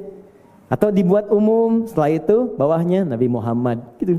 Teman-teman bisa baca semua. Dan ketika orang memahami itu, mempraktekkan itu, dan dia ingat kepada Allah karena tulisan itu, Anda mendapatkan pahalanya. Yang hebat kalau dia taubat atau ada syahadat, kemudian dia beramal soleh, maka semua amalan dia sampai wafat itu mengalir pahalanya juga untuk Anda. Ya, makanya daripada tulis yang aneh-aneh, kenapa nggak nulis yang baik-baik? Ya, oke. Assalamualaikum. Saya berhenti di sini. Alaika ayuhan nabi. Teman-teman fokus ya, karena saya mengumpulkan beberapa kitab untuk membahas ini. Wa rahmatullah wa barakatuh. Oke, sini dulu. Fokus. At-tahiyyatu lillahi, ya Allah, semua penghormatan hanya milikmu, semua pujian-pujian, semua kebaikan ya Allah. Maka dijawab oleh Allah. Engkau menghormati, memuji Allah tanpa batas, memberikan semua kemuliaan diserahkan pada Allah, maka dijawab oleh Allah, Assalamu alayka. Aku berikan semua jenis salam padamu Muhammad. Masih ingat tadi salam? Kedamaian, ketentraman, kebahagiaan, semua jenis kemuliaan. Makanya ketika Nabi Musa, masih ingat akan menghadap Firaun, berdakwah? Masih ingat doanya di surat Taha? Rabbi syrahli sadri wa yassirli. Perhatikan, Nabi Musa berdoa dikabulkan. Nabi Muhammad tidak minta, diberi. Nabi Musa minta Rabbi syrahli, berdoa dikabul. Nabi Muhammad gak minta turun ayat alam nashrah laka sadrak. Lihat kalimat Nabi Musa ya, Rabbi syrahli, ishrah sadri. Nabi Muhammad alam nashrah, ishrah laka sadrak. Sebelum minta sudah Allah kasih. Nabi Musa minta wa yassirli amri, wa yassirli amri. Nabi Muhammad wa nuyassiruka lil yusra. Jadi Nabi sebelumnya minta baru diberi. Nabi Muhammad tak minta, dikasih. Itulah salam. Assalamu alayka, aku jamin untukmu, hei Nabi. Statusnya diangkat oleh Allah. Baik, saya terangkan dulu. Wa rahmatullah, dan rahmat Allah serta barakat, semua keberkahan, jenis kebaikan. Jadi Allah berikan 3 hal, kedamaian, ketentraman, kebahagiaan, rahmat. Rahmat itu teman-teman, kalau diberikan, itu puncaknya bisa ampunan dari bahkan dosa besar yang pernah dikerjakan. Quran surah ke-39 ayat 53. Quran surah 39 Az-Zumar ayat 53. Ini ayat diturunkan pada satu pelaku dosa besar, pernah berzina dia. Terus dia bingung. Dia pengen tobat, diterima enggak? Qul ya ibadiyalladzina asrafu ala anfusihim. Tiba-tiba yang Allah turunkan kalimatnya ternyata kalimat umum. Bukan cuma 1-2 perbuatan. Qul ya ibadiyalladzina asrafu ala anfusihim. Kata Allah, "Hei Muhammad, sampaikan pada umatmu yang telah berbuat israf dalam dosa." Israf itu perbuatan yang sudah lewat batas, sudah ngoleksi semua jenis keburukan. Jadi kalau ada orang bohong saja, nipu saja, gibah saja, ini semua dikerjakan, israf, berlebih. Orang ke pernikahan, prasmanan sekali, dia nambah 10 kali, israf. Nah ini ada israf dalam dosa. Jadi semua, jadi orang israf tuh begini, kalau dia belum nyobain dosa orang, kayaknya belum lengkap. Dia udah nyobain begini nih, besok saya kerjakan, itu israf. Tiba-tiba cahaya Allah datang pada dirinya. Dan ingat pesan saya ya, semua orang yang pernah berbuat buruk pun dalam hidupnya akan selalu punya kesempatan mendapat hidayah Allah sampai nyawa di kerongkongannya. Fir'aun pun Fir'aunnya, seburuk-buruknya, itu masih diutus oleh Allah langsung 2 orang nabi, Musa dan Harun, untuk meluruskan supaya balik lagi. Cuma memang Fir'aunnya nggak mau. Fir'aunnya yang nggak mau. Buka Quran surah 20 Toha ayat 43 sampai 44. Idhaba ila fir'auna innahu tagha. Hei Musa dan Harun, pergilah ke Fir'aun. Dia sudah mulai menyimpang dari kedudukannya. Faqula lahu qawlan layyina. Ingatkan dia dengan lembut, kata Allah. Itu Fir'aun itu sekasar apapun, kasar, jahat, tapi kata Allah ingatkan dengan lembut. La'allahu yatadzakkar aw yakhsha. Mungkin dengan kelembutan itu dia sadar. Di Fir'aun seburuk-buruknya hobi bunuh orang, sembelih orang. Quran surah kedua ayat 49. Ngaku Tuhan, ana rabbukumul a'la. Itu masih diberi hidayah. Masa orang yang gak seperti Fir'aun gak dapat hidayah? Mustahil. Pasti akan ada satu bagian episode dalam hidup kita itu yang menghunjamkan kesadaran kepada jiwa kita. Apa saya harus begini selamanya? Kenapa saya gak berubah? Saya kan wafat juga. Apa gak punya peluang saya ke surga? Pasti ada perasaan itu. Nah ketika itu sudah ada, rumus Qurannya cepat ambil. Jangan didiamkan. Itu artinya tanda sayang Allah sudah turun. Itu yang dimaksudkan Quran surah ke-29 ayat 69. Ya. Quran surah 29 ayat 69. Jangan didiamkan. Itu Tuhan sedang sayang, Tuhan sedang kasih jalan, kasih cahaya. Jangan ditinggalkan dan jangan dengarkan orang. Kamu udah tanggung lah, udah jadi begini, nggak akan diterima taubatnya, nggak akan macam-macam. No. Jangan dengarkan makhluk, karena sudah ada yang begitu namanya iblis. Maka jika ada orang yang digoda kepalang tanggung dengan perbuatan dosanya, maka dia sedang digoda dengan perbuatan iblis yang pertama. Iblis punya peluang untuk taubat, tapi ketika diminta taubat dia mengatakan, tanggung sekalian ya Allah. Beri aku kesempatan aja untuk godanya Adam. Aku ingin buktikan aku lebih hebat dibandingkan Adam. Kita beda. Makanya bedanya manusia Adam dengan iblis, Adam salah dengan sifat manusianya, diberi jalan tobat, dia tobat. Iblis salah tapi nggak mau tobat. Jadi kalau kita masih manusia, pasti diberi jalan tobat. Cuman kalau nggak tobat, saya cuman kasih tahu, sudah ada makhluk namanya iblis. Dan jangan bersaing dengan setan, nggak akan menang. Manusia itu pasti, kalau salah pasti, kita manusia yang sempurna malaikat. Anda istri jangan pernah menuntut kesempurnaan pada suami. Begitu sebaliknya. Sepanjang kita manusia. Kalau pengen sempurna, antum nikah sama malaikat sana. Gak pernah. Tuh kan papa salah lagi. Kenapa sih gitu aja gak bisa? Ma, papa bukan malaikat. Mama juga bukan setan. Kita manusia. Kalau sudah begitu enak gitu. Kalau sadar pasangannya manusia, nggak akan dituntut. Saya juga sama, makanya saya katakan pada teman-teman yang kadang-kadang suka nyoal, saya ini manusia, antum nyari kesalahan saya akan ketemu terus, nggak ada kerjaan. Nah itu. Jadi, ya kalau ada orang berbuat salah, tunjukkan. Kata Al-Quran, walladzina jahadu fina. Kalau anda menemukan cahaya, sedang merenung, tiba-tiba ada tadi itu. Apa saya nggak bisa berubah ya? Saya nggak bisa seperti dia. Nah itu cahaya Allah. Walladzina jahadu fina, maka berusahalah ambil cahaya itu. Gak usah gengsi, tanya pada teman, bro, saya pengen ikut ngaji, bisa nggak ya? Bisa. Tapi kan saya tatoan, Allah nggak akan lihat. Datang aja. Dah. Bismillah, hidayah Allah akan menghunjam. Mungkin boleh jadi tato itu yang menjadi saksi di hari kiamat bahwa engkau pernah tobat. Ya, itu yang pernah engkau hapuskan. Kan indah ketika bersaksi di hadapan Allah, ternyata bersaksi untuk yang taat bukan maksiat. Yang soleh bukan yang salah. Itu yang mengatakan saya pernah ditobati ya Allah. Saya pernah dihapuskan karena taubat. Jadi memberatkan mizan yang kanan, bukan yang kiri. Makanya kejar hidayah Allah. Begitu dikejar, lanahdiyannahum subulana. Kami akan buka jalan-jalan kemuliaan dari kami. Tiba-tiba senang tahajud, senang kajian, senang ini, senang itu. Wah, gembira aja hidupnya. Ini poinnya. Itu rahmat. Nah makanya ketika rahmat turun, kalimatnya apa? Qul ya ibadiyalladzina asrafu ala anfusihim la taqnatu min rahmatillah. Rahmat. Ini rahmat, ini barakah. Barakah itu ziyadatul khair, bertambah semua nilai kebaikannya. Jadi kalau ada orang yang sudah disanjung oleh Allah, maka orang itu otomatis akan menjadi tanda-tanda kebaikan bagi lingkungan sekitarnya. Anda nggak percaya silakan. Teman-teman tingkatkan kedekatan pada Allah, maka Anda akan diangkat oleh Allah semua jenis kebaikannya. Yang disebutkan baik-baik aja. Ajak yuk si fulan yuk dengan kita. Kemana? Nyanyi bareng. Dia mau orang soleh. Gak akan mau. Dia mau orang begini. Susah. Nah itu bahkan kalimat itu pun dilekatkan pada orang lain. Untuk menghormati kebaikannya yang telah dekat dengan Allah. Itu poinnya.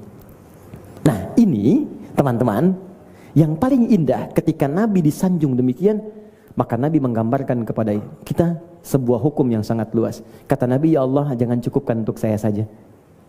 Masih ada umat saya di belakang. Masih ada hamba-hambamu di sini. Maka Nabi jawab, assalamu alayna wa ala ibadillahi salihin. Ya Allah, berikan pula semua salam, rahmat dan barakah kepada hamba-hambamu yang ada di arsy ini dan juga hamba-hambamu yang saleh. Ibadillahi salihin. Di antara kemuliaan Rasulullah sallallahu alaihi wasallam adalah selalu ingin merasakan kebahagiaan dengan kebahagiaan umatnya dan merasakan kesedihan dari kesedihan umatnya. Bahkan turun ayat di akhir ayat Quran surah 9 itu, laqad ja'akum rasulun min anfusikum azizun 'alaihi ma'anittum harisun 'alaikum bil mu'minina raufur rahim. Telah datang seorang rasul yang sangat peka perasaannya, sangat peduli pada umatnya. Azizun 'alaihi ma'anittum. Kalaupun kalian, kata Allah, itu Allah menyampaikan pada kita, kalaupun kalian umat Muhammad punya beban yang sangat berat, tentulah Rasulullah ingin mengambil alih beban itu supaya bisa dipikul oleh dirinya. Ketika satu kali terjadi suatu lapar luar biasa saat menggali parit, saat akan diserang oleh pasukan Quraisy dari Mekah, maka Salman kemudian dengan ide briliannya mengajak para sahabat menggali parit. Sebagian mengatakannya Rasulullah, sebagian tumbang karena kelaparan, sebagian menahan dengan satu batu. Tanpa mereka tahu, Nabi pun sudah menahan dengan 3 sampai dengan 7 batu di perutnya. Demikian Nabi merasakan bagaimana keadaan-keadaan umatnya. Ada sebagian lagi yang sangat luar biasa mengharukan, tapi kalau saya sampaikan ini, saya tidak bisa meneruskan kajian. Ya, ada bagian-bagian tertentu, Nabi itu gembira bersama orang-orang gembira, dan merasakan kesedihan bersama orang-orang sedih, supaya senafas apa yang dikerjakan dan merasakan kenikmatan dengan hal yang sama yang diraih oleh orang-orang sekitarannya. Jadi sesungguhnya apa yang kita bacakan, assalamu alayna wa ala ibadillahi salihin, termasuk kasih sayang Rasulullah kepada kita. Kata Nabi, ya Allah jangan cukupkan untukku saja, ada umatku di belakang, berikan kepada mereka salam, berikan rahmat. Ya Allah, kalau ada pendosa di antara umatku, mohon ampuni dosanya. Ya Allah, kalau ada pemabuk, mohon ampuni dia. Kalau ada pezina, ampuni dia. Kalau ada pembunuh, ampuni dia. Minta. Makanya antum kalau benar baca itu dengan baik, itu luar biasa. Maka saya tutup sampai di sini dulu. Ini mengajarkan kepada kita orang-orang yang tidak gila hormat dalam hidup dan selalu mendekat kepada Allah dalam hidupnya. Maka tahiyat mengajarkan kepada kita, orang ini pasti akan diangkat dan dimuliakan oleh Allah seperti Allah pernah memuliakan Rasulullah SAW. Karena itulah sampai sekarang bacaan yang terpilih dalam tahiyat itu tetap menggunakan kalimat ka dan nabi. Ada orang berkata, Ustaz, nabinya kan sudah nggak ada. Assalamualaikum ka ke nabi, nabinya kan sudah nggak ada. Bukan teman-teman, ini ingin menunjukkan peristiwa yang dulu supaya kita paham tentang asalnya dan memberikan jawaban kepada kita yang hidup di masa kini. Baik, saya tutup. Orang yang terbiasa menghadirkan tahiyat kepada Allah, tidak gila hormat dalam hidup, tidak kemudian maaf sekali, terhimpit oleh persoalan-persoalan sosial, terlalu diikuti oleh nafsunya dengan hartanya, semua menyerahkan dia kepada Allah Subhanahu wa taala, maka orang itu akan dibahagiakan hidupnya, diberikan peluang diampuni dosanya dan dijaga setiap nilai-nilai kebaikannya. Barulah kita sadar bahwa Nabi punya keutamaan, bahwa Allah punya keindahan. Lalu kita katakan menguatkan syahadat, asyhadu an la ilaha illallah wa asyhadu anna Muhammadar Rasulullah. Itu bentuk komitmen kita. Terima kasih ya Allah, kami sadar dengan kebesaran Islam, maka Anda ucapkan syahadat di situ untuk menegaskan komitmen keislaman kita. Asyhadu an la ilaha illallah wa asyhadu anna Muhammadan Rasulullah. Lalu bersalawat kepada Nabi kan? Sebagai bagian dari tadi. Allahumma salli ala Muhammad wa ala ali Muhammad. Wa salli ta'ala Ibrahim wa ala ali Ibrahim. Mubarik ala Muhammad wa ala ali Muhammad. Kenapa Anda katakan wa barik wa salli? Karena di awal Nabi katakan salamu alaina wa ala ibadillahi sholihin. Di situ ada barakah, ada salawat. Anda katakan Allahumma salli ala Muhammad wa ala ali Muhammad wa barik dari barakah ala Muhammad wa ala ali Muhammad sampai ke innaka hamidum majid. Inilah bacaannya, ini esensinya. Jangan sampai ada orang tahiyat setiap hari 9 kali tapi juga masih lalai dalam kehidupan dan aktivitas yang ia jalani. Saya kira itu, kita berhenti sejenak, kita punya waktu sekitar 30 menit, sekarang zuhurnya jam 12:02, saya jeda dulu, nanti kita bagi kemudian, masih ada sekitar 3 pembahasan lagi. Satu, yaitu yang pekan berikutnya, apa yang kita baca setelah innaka hamidum majid, di situ ada doa yang diajarkan di hadis Muslim, kalau dibacakan dengan benar, maka ada jaminan seketika doa kita yang disertakan dalam bacaan itu akan cepat dikabulkan. Kedua, tentang cara tahiyatnya, telunjuknya seperti apa, duduknya bagaimana, kalau ada ikhtilaf seperti apa ikhtilafnya, kalau ada yang salah kita luruskan, kalau ada benar kita teruskan. Dan yang terakhir, nanti amalan pasca salat. Bisa dipahami sampai sini? Oke, kita diskusi dulu ya. Baik Ustadz, Masya Allah, Jazallah ya Ustadz.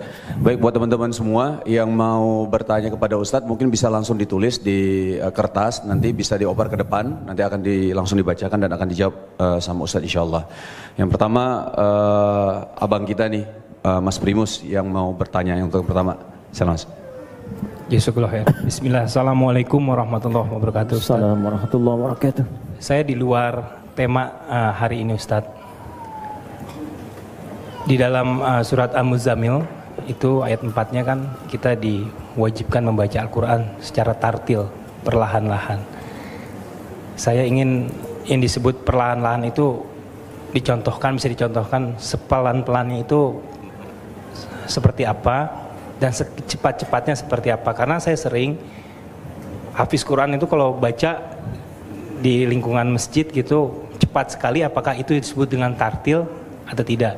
Dan volumenya Ustadz, sekeras-kerasnya itu seperti apa dan sepelan-pelannya seperti apa? Itu, terima kasih. Assalamualaikum warahmatullahi wabarakatuh. Semoga Allah memuliakan antum, menjaga antum dan keluarga, serta diberikan rahmat insyaallah. Kita bacakan dulu ayatnya supaya bisa terbaca dengan lebih luas. Quran surah ke-73 Al-Muzammil di ayat yang keempat. Saya bacakan dulu dari ayat pertamanya supaya kita tersambung.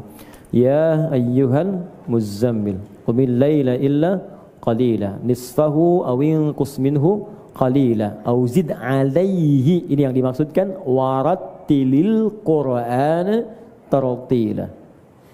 Ayat ini sebelum saya sampai pada jawaban pertanyaan bagaimana cara membaca Quran secara tartil, saya ingin terangkan ayat ini turun sebagai ajakan dari Allah kepada setiap hamba untuk menghidupkan malam tahajud. Tapi di ayat 5-nya ada sindiran yang sangat halus tapi tajam. Kata Allah begini, innalaka fin nahari sabhan tawila. Ya, perhatikan baik-baik ayat 4 ke 5-nya. Innalaka fin nahari sabhan tawila. Kamu ini luar biasa. Siangnya sibuk, banyak kerjaan. Malam-malamnya enak banget santai pakai selimut. Muzammil itu selimut yang enak, yang dipakai saat malam dingin yang menemani. Di Muzammil dari kata zamil, teman yang enak menemani. Kata Allah, kamu ini luar biasa, siangnya sibuk bekerja, malamnya tidur enak pakai selimut, cita-cita masuk surga. Maka bangunlah sedikit. Nah, saat bangun ini Allah minta, bacakanlah dalam salat itu Quran dengan tartil. Apa itu tartil? Tartil itu sebetulnya awalnya tidak ada hubungan dengan cepat dengan lambat. Tidak. Tartil lebih kepada bacaan yang dibaca dengan baik dan benar. Rattala yurattilu tartilan. Qiraatul tilwal akhar. Dibaca secara berurutan dengan tertib baik dan benar. Sesuatu yang tertib berurutan, baik dan benar, ini disebut dengan tartil.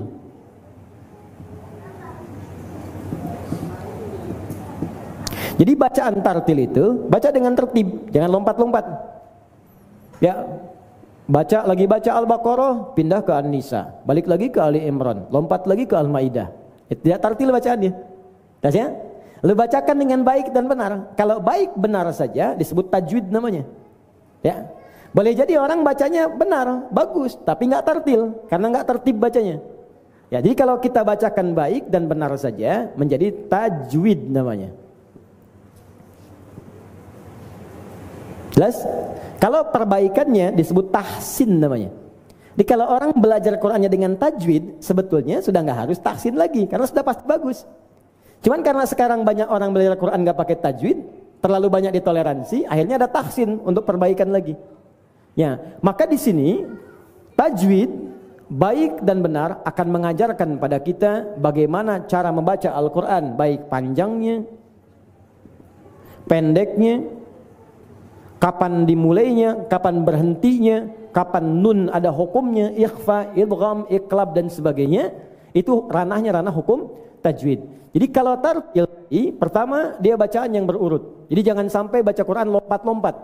Kecuali bacaan dalam konteks kajian, sedang ngaji ayatnya misalnya ini ada di Al-Baqarah, dikuatkan di Ali Imran, ditegaskan di An-Nisa misalnya. Itu nggak apa-apa. Buka, kaji lagi, sambungkan lagi, lengkapi. Itu nggak ada masalah. Ditafsir sah. Tapi kalau sengaja baca Quran lompat-lompat, pindah, balik lagi, walaupun bacaannya benar, tajwid sempurna, panjangnya bagus, pendeknya bagus, cuman bacaannya nggak teratur, lompat kanan, lompat kiri. Makanya seorang imam pun, imam dalam sholat, itu diantara tertib imam, itu membacakan ayat mesti berurut.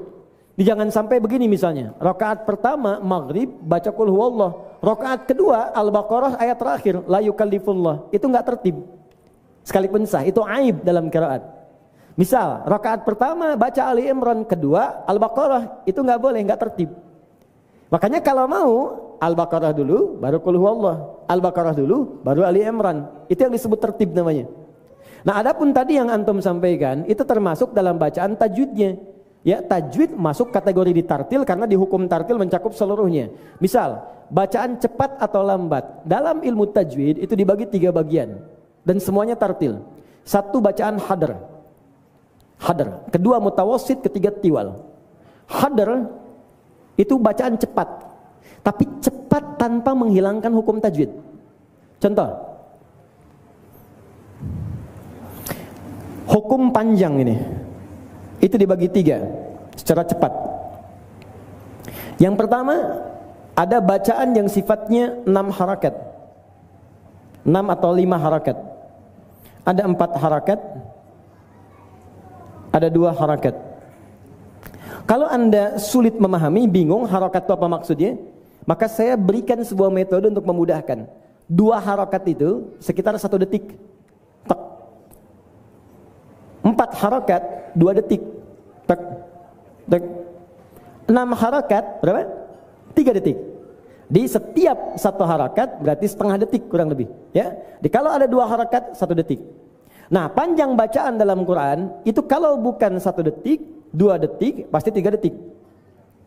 Atau 2,5 yang 5 harakat. Contoh, misal di ujung setiap ayat berhenti. Kalau ujungnya itu kita berhenti, itu rata-rata dibaca panjang kan? Baik, Al-Fatihah misal. Bisa kita baca 3 detik ujungnya. Bismillahirrahmanirrahim. Alhamdulillahi Rabbil Alamin, Ar-Rahmanir Rahim, Maliki Yaumiddin. 6 harakat. Anda baca 4. Alhamdulillahi Rabbil Alamin, Ar-Rahmanir Rahim, Maliki Yaumiddin. Atau boleh dibaca 1 detik, 2 harakat. Untuk bacaan cepat. Alhamdulillahi Rabbil Alamin, Ar-Rahmanir Rahim, Maliki Yaumiddin, Iyyaka na'budu wa iyyaka nasta'in. 2 harakat, 1 detik, 1 detik, 1 detik. Nah, bacaan cepat tadi yang 1 detik disebut hadar namanya. Ini biasanya dibacakan dalam anjuran sholat sunnah yang sifat rakaatnya banyak tapi ingin mengumpulkan banyak ayat untuk mendapatkan banyak pahala. Contoh paling gampang tarawih. Maka dalam tarawih dianjurkan bacaan tartil dengan metode hadar, jadikan 2 harakat supaya nggak terlalu lama makmumnya berdiri, tapi ayat bisa dikumpulkan banyak. Makanya di Timur Tengah tuh banyak, tapi bacanya cepat. Alif Lam Mim, Dzalikal kitabu la raiba fihi hudan lil muttaqin alladzina yu'minuna bil ghaibi wa yuqimuna as-salata wa mimma razaqnahum yunfiqun walladzina yu'minuna bima unzila ilayka wa ma unzila min qablik wa bil akhirati hum yuqinun. Itu 2. Tapi kalau kita bacakan misalnya mutawassit yang 4 harakat 2 detik, itu biasanya dibacakan dalam sholat fardu yang berjamaah. Jadi kalau sedang fardu maghrib, nah itu jadikan 4. Majaiz munfasil misalnya, ya, yang ayat 4. Walladzina yu'minuna bima unzila ilaika wa ma unzila min qablik wa bil akhirati hum yuqinun. 4. Tak tak. Makanya kerasanya juga terlalu lama gitu. Enak, tiba-tiba ruku, sujud, dan seterusnya. Kalau yang 6 harakat biasanya itu dibacakan dalam sholat sendirian, tahajud sendiri, silahkan sampai 6. Karena di belakangnya nggak ada gerbong. Ini sudah bacaannya bacaan panjang, Al-Baqarah madnya 6. Begitu nengok ke belakang habis semua. Ya. Terus saya masuk pertama pesantren, bulan Ramadan lagi, pertama kali pesantren. Kelas baru masuk, yang imamin tingkat terakhir kelas 6. Kelas terakhir itu langsung menggunakan metode yang 6 harakat. Baru Al-Fatihah. Bismillahirrahmanirrahim. Alhamdulillahi Rabbil Alamin. Sampai waladhdallin aja Pak, hampir 5 menit. Ini. Habis itu apa coba? Rakaat pertama ini nyata, saya tidak bercanda, nyata. Yasin. Sepikir celaka saya. Baru masuk pesantren langsung Yasin. Alhamdulillah, habis itu Allahu Akbar. Ini nyata saya masuk pesantren demikian. Jadi ada demikian. Kemudian untuk tinggi rendah atau kencang pendek itu sesuai dengan kadarnya saja. Ya, kadang-kadang para imam itu memvariasikan. Nabi mengatakan baguskan suaramu. Dengan bagus itu untuk memberikan dampak kepada jiwa. Kadang-kadang misalnya kalau teman-teman lihat Imam Syekh Sudes kan, di bagian tertentu suka kencang kan. Atau Syekh Mishair Rasid, ya, ada juga teman-teman yang lain misalnya bacaan tertentu itu dalam intonasi tertentu dia suka ditinggikan tuh, rendahkan lagi. Kalau kita memahami yang dibaca itu kadang-kadang ayat-ayat azab baca tinggi supaya menyentuh ke jiwa kita, ayat-ayat tentang neraka. Awalnya rendah. Sabbihisma rabbikal a'la alladzi khalaqa fasawwa walladzi qaddara fahada walladzi akhrajal mar'a faj'alahu ghutha'an ahwa sanuqri'uka fala tansa illa ma syaa Allah innahu ya'lamul jahra wa ma yakhfa wa nuyassiruka lil yusra fadhakkir in nafa'atidh dhikra sayadhakkaru man yakhsha يتجنبها الأشقى الذي يصلى النار الكبرى. Kena ke neraka gitu. Apa kamu nggak pengen taubat? Kamu bisa masuk neraka. Kamu bisa masuk neraka. Kamu taubat. Kan dia naikkan. Di neraka itu kamu nggak bisa hidup, nggak bisa mati, gitu aja gitu. Itu kadang suasana itu dia naikkan. Nah, itu sesuai dengan kondisi saja. Jadi kalau memang dibutuhkan tinggi, tapi kalau nggak dibutuhkan kita rendah dan seterusnya. Ya, jadi situasi itu yang disesuaikan. Allahu taala alam bissawab. Bismillah. Waalaikumsalam warahmatullahi wabarakatuh. Jazakallahu khair barakallahu fik. Semoga Allah muliakan Anda yang bertanya dan diberikan kemuliaan. Ustaz mohon ilmunya mengenai ajaran keluarga yang akan melaksanakan salat tasbih berjamaah. Ketika acara silaturahim keluarga besar, saya baca ada beberapa pendapat mengenai hal ini. Baik, memang ada beberapa pendapat-pendapat terkait dengan ini dan ada yang tersambung juga riwayat sahih ketika Nabi SAW mengajarkan kepada pamannya, ya, Abbas radhiyallahu taala anhu tentang bagaimana menunaikan salat tasbih. Maka di sini ada anjuran dari para ulama setidaknya mengajarkan sekali seumur hidupnya. Nah, kalimat yang disampaikan ini kalimat umum. Ya, jika Anda ingin menunaikan salat tasbih, maka kerjakan seperti ini, seperti ini, seperti ini, seperti ini. Dimulai kemudian dengan bertakbir, bertasbih dulu, masuk kemudian kepada doa iftitahnya, bertasbih lagi, masuk kepada al-fatihahnya, bertasbih lagi, sampai kemudian ruku, sujud dan selesai. Nah, karena kalimatnya umum di sini, maka kalimat umum ada yang menafsirkan dua hal. Yang aliran tekstual memahami, oh udah karena ini kalimat disampaikan secara tunggal, paman kalau mau begini, maukah aku ajarkan satu amalan yang kalau engkau kerjakan begini, maka mendapatkan pahala dari Allah dan anugerah seperti ini, seperti ini, seperti ini. Karena merasa diajarkan kepada pamannya saat itu satu saja, maka aliran tekstual mengatakan maka ini dikerjakan secara tunggal, tidak berjamaah. Maka silakan satu-satu belajar, tunaikan sholat tasbih masing-masing. Nah, ini kita hormati karena bagian dari pemahaman. Ya, tapi ada yang kontekstual mengatakan begini, toh sama saja sholat tahajud pun ketika diperintahkan bahkan oleh Allah bentuknya perintah tunggal. Buka Quran surah 17, ya Quran surah ke-17 Al-Isra, ayat ke-79, paling kiri agak ke tengah sedikit. Wa minal laili fatahajjad bihi nafilatan laka. Dan dari sebagian malam bangun kamu tahajud. Tunaikan walaupun itu sunnah untukmu. Itu kalimatnya tunggal dari Allah kepada Nabi. Tapi ketika Nabi praktekkan bentuknya dua, kadang sendirian, kadang beliau berjamaah. Dari mana taunya berjamaah? Buka hadis Abu Daud nomor hadis 1367.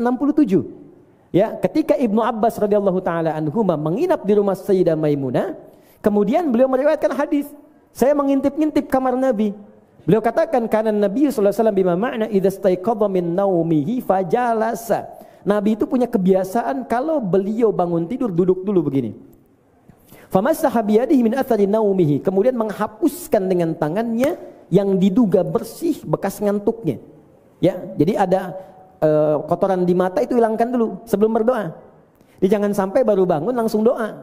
Tidak, karena belum sadar. Sadarkan dulu duduk begini. Kadang untuk duduk saja bangun jam 3, begini lagi jam 4 gitu kan. Melihat. Nah, itu hilangkan dulu bekas ngantuknya. Setelah itu faqara khawatima surah Ali Imran, maka dibacakan penutup surah Ali Imran 11 ayat. Dari yang 190 sampai 200. Oke, ditambah di Al-Bukhari 181 dari Muaz bin Jabal dengan Jundub bin Junadah yang dikenal dengan Abu Dzar Al-Ghifari. Baca doa, alhamdulillahilladzi ahyana ba'dama amatana wa ilaihin nusyur. Lalu thumma dhahaba ila syidil mu'allaqah, beliau pergi ke tempat tertutup, fatawadda berwudu. Setelah berwudu balik lagi, dhahaba ila musallahu, datang ke tempat salatnya, lalu salat rakaataini. Salat 2 rakaat, salat rakaataini, salat 2 rakaat. Ini yang menunjukkan hadis 11 rakaat, formulanya 22. Ini hadisnya. Kalau yang 443, Al-Bukhari nomor hadis 2008 yang dari Sayyidah Aisyah. Nah, kalau yang lebih daripada itu banyak lagi dari Umar bin Khattab. Jadi ada yang 23, ada yang lebih banyak dari itu. Poinnya adalah ketika Nabi sedang sholat, maka aku duduk, aku berdiri di belakangnya, di belakang Nabi. Itu sedang sholat malam. Maka Nabi menarik aku untuk sejajar dengannya. Hadis ini sering digunakan oleh kawan-kawan untuk menjadi dalil kebolehan imam dan makmum berdiri posisi sejajar. Ini imam, makmum kan, sejajar kan? Kalau makmumnya satu, imam juga satu pasti. Maka boleh sejajar. Kalau makmumnya kemudian ada 2, maka tarik ke belakang, gitu kan? Ini sebetulnya hadis yang berangkaian. Salatnya salat apa? Jangan lupa, salatnya salat malam. Artinya apa? Ada salat malam yang dikerjakan oleh Nabi dengan berjamaah. Jelas ya? Baik, tapi ada juga yang membatasi. Ustadz, itu kan yang diajak anak kecil. Maka kata para ulama hadis, jika memang sholat malam itu dilakukan ingin mendidik keluarga, atau memberikan bacaan yang melahirkan kehusyuan, maka silahkan berjamaah. Tapi kalau ada kepentingan sendiri-sendiri, maka silahkan kerjakan sendiri-sendiri seperti Nabi mengerjakannya. Maka ditariklah kias analogi dari hadis ini kepada persoalan sholat tasbih. Yang melihat itu secara tekstual, maka dia kerjakan sendiri-sendiri. Yang melihat seperti tahajud tadi, perintahnya sendiri tapi dikerjakan kadang berjamaah, kadang tidak, maka dia ungkapkan fleksibel, diikat dengan kondisi tadi. Kalau dia ingin merasakan kenikmatan sendiri, maka silahkan sendiri. Tapi dia kalau ingin ajarkan kepada keluarga atau yang lain yang belum paham, boleh silahkan dikerjakan dengan berjamaah. Wallahu ta'ala alam bissawab. Yang benar dikerjakan, yang tidak mengerjakan itu yang belum tentu salah, karena hukumnya sunnah. Kenapa ribut pada yang kemudian hukumnya lebih diringankan kepada kita? Allah Ta'ala alam bissawab. Ustaz, Afwan, yang ini dulu langsung. Oke, tanya langsung. Assalamualaikum warahmatullahi wabarakatuh, Pak Ustaz. Assalamualaikum warahmatullahi wabarakatuh. Saya Aldi Tahir, Pak Ustaz. Insya Allah calon gubernur Sumatera Barat. Insya Allah. Kalau enggak kita yang muslim ngisi, nanti Yahudi yang ngisi. Bismillahirrahmanirrahim. Izin Pak Ustaz, saya mau nanya. Di tanah suci, di Ka'bah, laki-laki dan perempuan kan nyampur ya, bersenggolan boleh gitu ya. Kita lagi tawaf ya, kita ngomongin tawaf. Terus di sini kan kita lihat disekat nih ya. Apakah tanpa disekat, misalkan laki-lakinya duduk di sebelah sana nyampur misalkan, tapi kita berpikirnya positif, nggak ada nafsu di situ, nggak ada niatan pikiran kotor. Kita kan acuannya kan di Ka'bah ya. Nah, maknanya itu apa Pak Ustaz? Bismillah. Baik. Di Ka'bah, situasi saat haji ataupun umrah, di dalam kondisi tertentu, tidak semua kondisi. Di dalam kondisi tertentu, maka terjadi hukum-hukum di situ yang sifatnya mustathnayat dalam fiqh. Mustathnayat itu hukum yang dikecualikan berbeda dengan hukum pokok, hukum asal. Baik sifatnya perintah, bisa juga larangan. Contoh larangan misalnya, apa hukumnya daging babi? Haram. Baik. Dalam kondisi tertentu, Anda datang misalnya tiba-tiba di Sumatera itu banyak hutan, sedang ke hutan, masuk gitu. Ayam nggak ada, kambing nggak ada, sehari tahan, 2 hari tahan, 3 hari mulai lapar, yang ada cuma babi. Maka pada saat itu hukum babi pada kondisi darurat tadi tidak sama dengan hukum normal biasa. Maka muncul kaidah di usul fikih ad-daruratu tubihul mahdharat. Dalam kondisi yang sangat kritis darurat, maka yang dilarang pun berubah hukum. Boleh dimakan daging babi itu, silahkan matikan dia, sembelih, ambil dagingnya, masak itu dan dimakan, tapi bukan untuk dinikmati, hanya untuk menghilangkan lapar saja. Dia bukan menikmatinya, enak juga ya? Tidak. Ya. Anda hanya hilangkan lapar, sambil itu pun mencari kemudian hewan-hewan lain untuk bisa dikonsumsi. Itu contoh dalam bentuk larangan, ada pengecualian. Dalam bentuk perintah seperti tawaf. Tawaf itu Bapak Ibu sekalian, itu adalah sholat yang diberikan fleksibilitas, diberikan kemudahan. Di hukum tawaf sama dengan hukum sholat yang tahiyatul masjid, ke situ bisa tawaf, cuman diberikan kemudahan. Makanya kemudahannya beda dengan orang sholat biasa. Karena situasinya itu tidak mudah, tidak sama dengan orang sholat biasa. Orang berputar, ada gerakan yang lebih banyak, singgungan itu dimungkinkan. Maka hukum untuk tawaf beda dengan hukum sholat yang normalnya. Kalau sedang bergerak kemudian bersenggolan, maka tidak membatalkan. Itu biasa saja. Kecuali memang diniatkan untuk batal. Sana nih bening juga tuh, bolehlah putaran berikutnya, mudah-mudahan senggolan. Nah itu pasti batal. Ya. Nah, tapi kalau selesai tawaf kemudian Anda sholat, hukum itu nggak berlaku. Makanya kalau Anda sedang berada di seputaran tawaf, jangan menunaikan sholat di area tawaf, ambil ke belakang. Maka didahulukan orang yang tawaf dulu. Buka Quran surah kedua ayat 125. Wa idz ja'alna al-baita mathabatan lin-nasi wa amna wattakhidhu min maqami Ibrahim musalla wa ahidna ila Ibrahim wa Ismaila an tahira baiti lit-ta'ifin wal-'akifin warruka'is sujud. Ruku dan sujud salat itu letaknya setelah itikaf, duluan tawaf. Jadi kalau teman-teman sedang tawaf selesai kan, terus mau salat, maka ambil area agak sedikit menjauh. Salat di belakang makam Ibrahim. Jangan tepat di situnya, karena kalau masih ada orang tawaf, takutnya tersenggol, takutnya terinjak, takut terdorong, karena hak orang tawaf didahulukan. Mundur sedikit, makanya pemerintah Saudi membuat batas di situ. Ya, ada garis, ada juga sebagian sekat, ada yang untuk perempuan, jangan dipaksakan di situ. Ya, saya pernah melihat tuh bahkan ada yang lingkar-lingkaran begini, ayo gitu ya. Nggak usah dilakukan, ambil ke belakang. Nah, itu poinnya. Jadi tidak bisa dikiaskan dalam kondisi darurat di situ dengan keadaan-keadaan normal. Adapun kalau sudah nggak tawaf, maka hukumnya sama. Ya, boleh ke belakang, maka pemerintah di sana mengatur perempuan langsung ke belakang. Makanya ibu saya berikan rahasia besar. Kalau sudah selesai tawaf, ibu langsung ambil saf perempuan sedikit ke belakang. Kalau memaksa di depan, ibu akan diusir. Nanti alih-alih pengen di depan, malah nggak kebagian saf, muter-muter aja, nggak sholat. Dan kalau sedang sholat datang orang memakai misalnya pakaian khusus, mengatakan ibu ke belakang. Ah, itu bukan ujian, ibu diminta pindah. Ini ujian dari Allah, ujian. Bukan ujian, pindah. Pindah. Makanya saya sering katakan, bantu Pak, itu mutawif ya. Ayo, pindah. Nah, itu poinnya. Ya, jadi di situ kondisi khusus yang tidak sama. Termasuk sekarang ini. Sekarang kan kita kondisinya bukan tawaf, salat biasa. Makanya tidak boleh kemudian satu sama lain saling bersentuhan, atau bahkan memang saya nggak niat, tapi kan kondisi mengarah kepada nafsu itu ada. Begitu sujud, nggak ada perasaan, tapi kan ketika dia sujud, dia ruku, setan kan masuk. Baca di Abu Daud, ketika Anda mulai bertakbir, setan membisikkan, ingat ini, ingat itu. Sekarang ketika Anda takbir di samping lawan jenis, pasti masuk. Makanya ayat tentang zina dibuka dengan kalimat ta marbutah.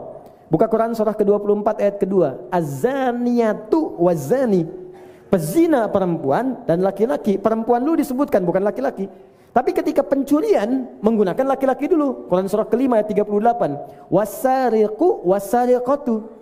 Kenapa pencurian didahulukan laki-laki? Karena laki-laki biasa mencari nafkah, perempuan banyaknya di rumah. Ketika laki-laki banyak bersentuhan dengan harta, potensial di situ untuk melakukan tindakan-tindakan yang buruk, korupsi kah, pencuri kah, macam-macam kah. Tapi ketika zina itu terjadi, kebanyakannya banyak tampilan-tampilan yang dengan itu mengesankan ingin menarik perhatian. Makanya saya sering protes kepada desainer-desainer pakaian itu, ketika membuat pakaian yang membuka banyak aurat.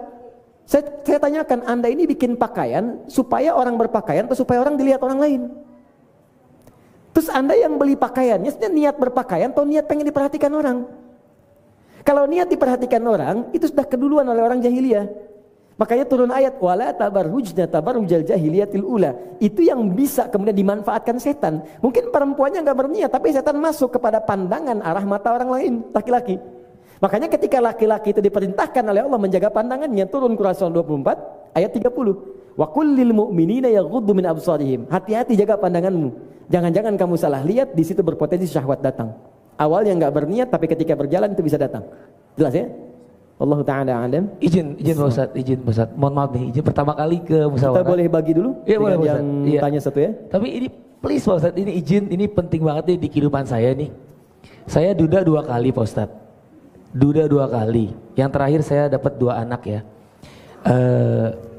Saya pengen nanya Pak Ustadz, kan perceraian itu hal yang dibenci Allah tapi dibolehkan. Dan seperti yang kita cerita kisah Rasul, Nabi Ismail pun bercerai. Dan saya mau nanya Pak Ustadz, Nabi Ismail, izin. Nabi Ismail. Iya. Jadi itu saya mau nanya juga apakah kisah itu benar, dan saya mau nanya apakah perceraian saya ini kan sudah tertulis juga hal yang Allah benci tapi Allah bolehkan. Apakah saya ini termasuk orang yang dibenci Allah dengan terjadinya perceraian saya ini? Izin Ustaz, bismillah. Baik. Ada sebagian yang tentang persoalan itu saya jawab di pertemuan yang lalu, bahwa pertama begini, apa yang Allah turunkan berupa syariat itu solusi.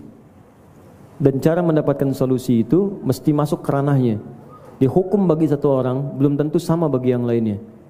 Ya, Nabi SAW pernah memutuskan satu kondisi anak angkatnya, ya, itu bercerai dan ditetapkan pada saat itu dengan satu ayat turun kepada Nabi SAW. Itu perceraian Zainab binti Jahsy dengan anak angkat Nabi, Zaid bin Thabit. Persoalannya ada persoalan rumah tangga, bukan tiba-tiba seketika diminta cerai-cerai, tidak. Persoalan rumah tangga yang sulit diselesaikan itu antar sahabat. Anda bayangkan di antara sahabat aja ada masalah. Di kehidupan rumah Nabi, antara Nabi Nuh dengan istrinya ada masalah. Di masalah rumah tangga itu bukan manusia biasa saja, sahabat bermasalah. Di kehidupan rumah tangga Nabi juga ada persoalan. Tapi kembali kepada rumus, semua persoalan itu didesain ada bukan untuk membuat hidup bermasalah, tapi mencari solusi dari situ. Kalau tidak bertemu solusinya, maka dibuat tahapan oleh Allah. Apa tahapan-tahapan itu? Pertama, Quran surah keempat, ayat ke-34 sampai 35, paling kiri sebelah atas sampai ke pertengahan. Kata Allah, kalau ada masalah di rumah tangga, selesaikan dengan komunikasi dulu. Komunikasi tidak selesai, coba sementara berpisah tempat tidur, saling merenungkan. Nggak selesai juga, berikan pelajaran yang membuat saling mengerti sampai muncul kerinduan. Misal, maaf, untuk nafkah tidak diberi dulu. Ya, baik ini lahir ataupun batin yang lain. Pikirkan dulu, ini saya tuh waktu saya berakad, apakah hanya sampai di sini? Atau ada ujian yang harus saya lalui? Setelah itu kalau nggak ketemu berdua, konsultasi kepada orang yang bisa memberikan solusi. Ayat 35-nya. Ya, jika Anda benar-benar punya niat yang baik untuk islah, Allah berikan jalan. Wa in khiftum shiqaqa bainihima fab'athu hakaman min ahli wa hakaman min ahliha in yurida islaha yuwaffiqillahu bainahuma. Jika memang dengan konsultasi ini akan ada nilai kebaikan di antara keduanya, maka Allah akan berikan jalan. Nah, ternyata nggak ketemu juga. Bahkan ada yang belum nampak. Ya, yang prinsip yang nggak bisa disatukan misalnya, sulit. Maka jalan yang terakhir diturunkan syariat talak. Talak pun asalnya itu bukan untuk memisahkan, tapi jalan terakhir untuk menyatukan. Karena itu cerai talak pertama itu disebut ruju'. Ruju itu dari kata raja, artinya balik lagi. Sebetulnya dengan cerai itu diharapkan bisa balik. Makanya nggak langsung putus. 3 kali suci dulu, ya, menjauh dulu. Diingat, kalau sampai 3 kali suci nggak ada rasa juga, memang sudah nggak niat rumah tangga. Maka oleh Allah pun diberi jalan, silakan. Kalau memang tidak ada niat dari kalian untuk berumah tangga dengan baik, nggak bisa saling mendukung dengan baik, maka carilah solusi. Ya. Yang dimaksud Allah benci itu, Allah tidak suka nanti ada terputus silaturahim, terputus yang gak bagus-bagus, itu yang dimaksudkan. Makanya kalaupun Anda mengambil jalan untuk berpisah misalnya, mendapatkan yang baik, yang lain, cocok di situ, jangan pernah memutus juga silaturahim dengan yang sebelum-sebelumnya. Itu yang dimaksudkan. Ya, makanya ketika Zaid berpisah dengan Zainab, bahkan Zainab menjadi istri Nabi kemudian. Apakah hubungan Zaid dengan Nabi kemudian berakhir? Tidak. Bahkan jadi lebih baik. Bahkan jadi penulis wahyu dan sebagainya.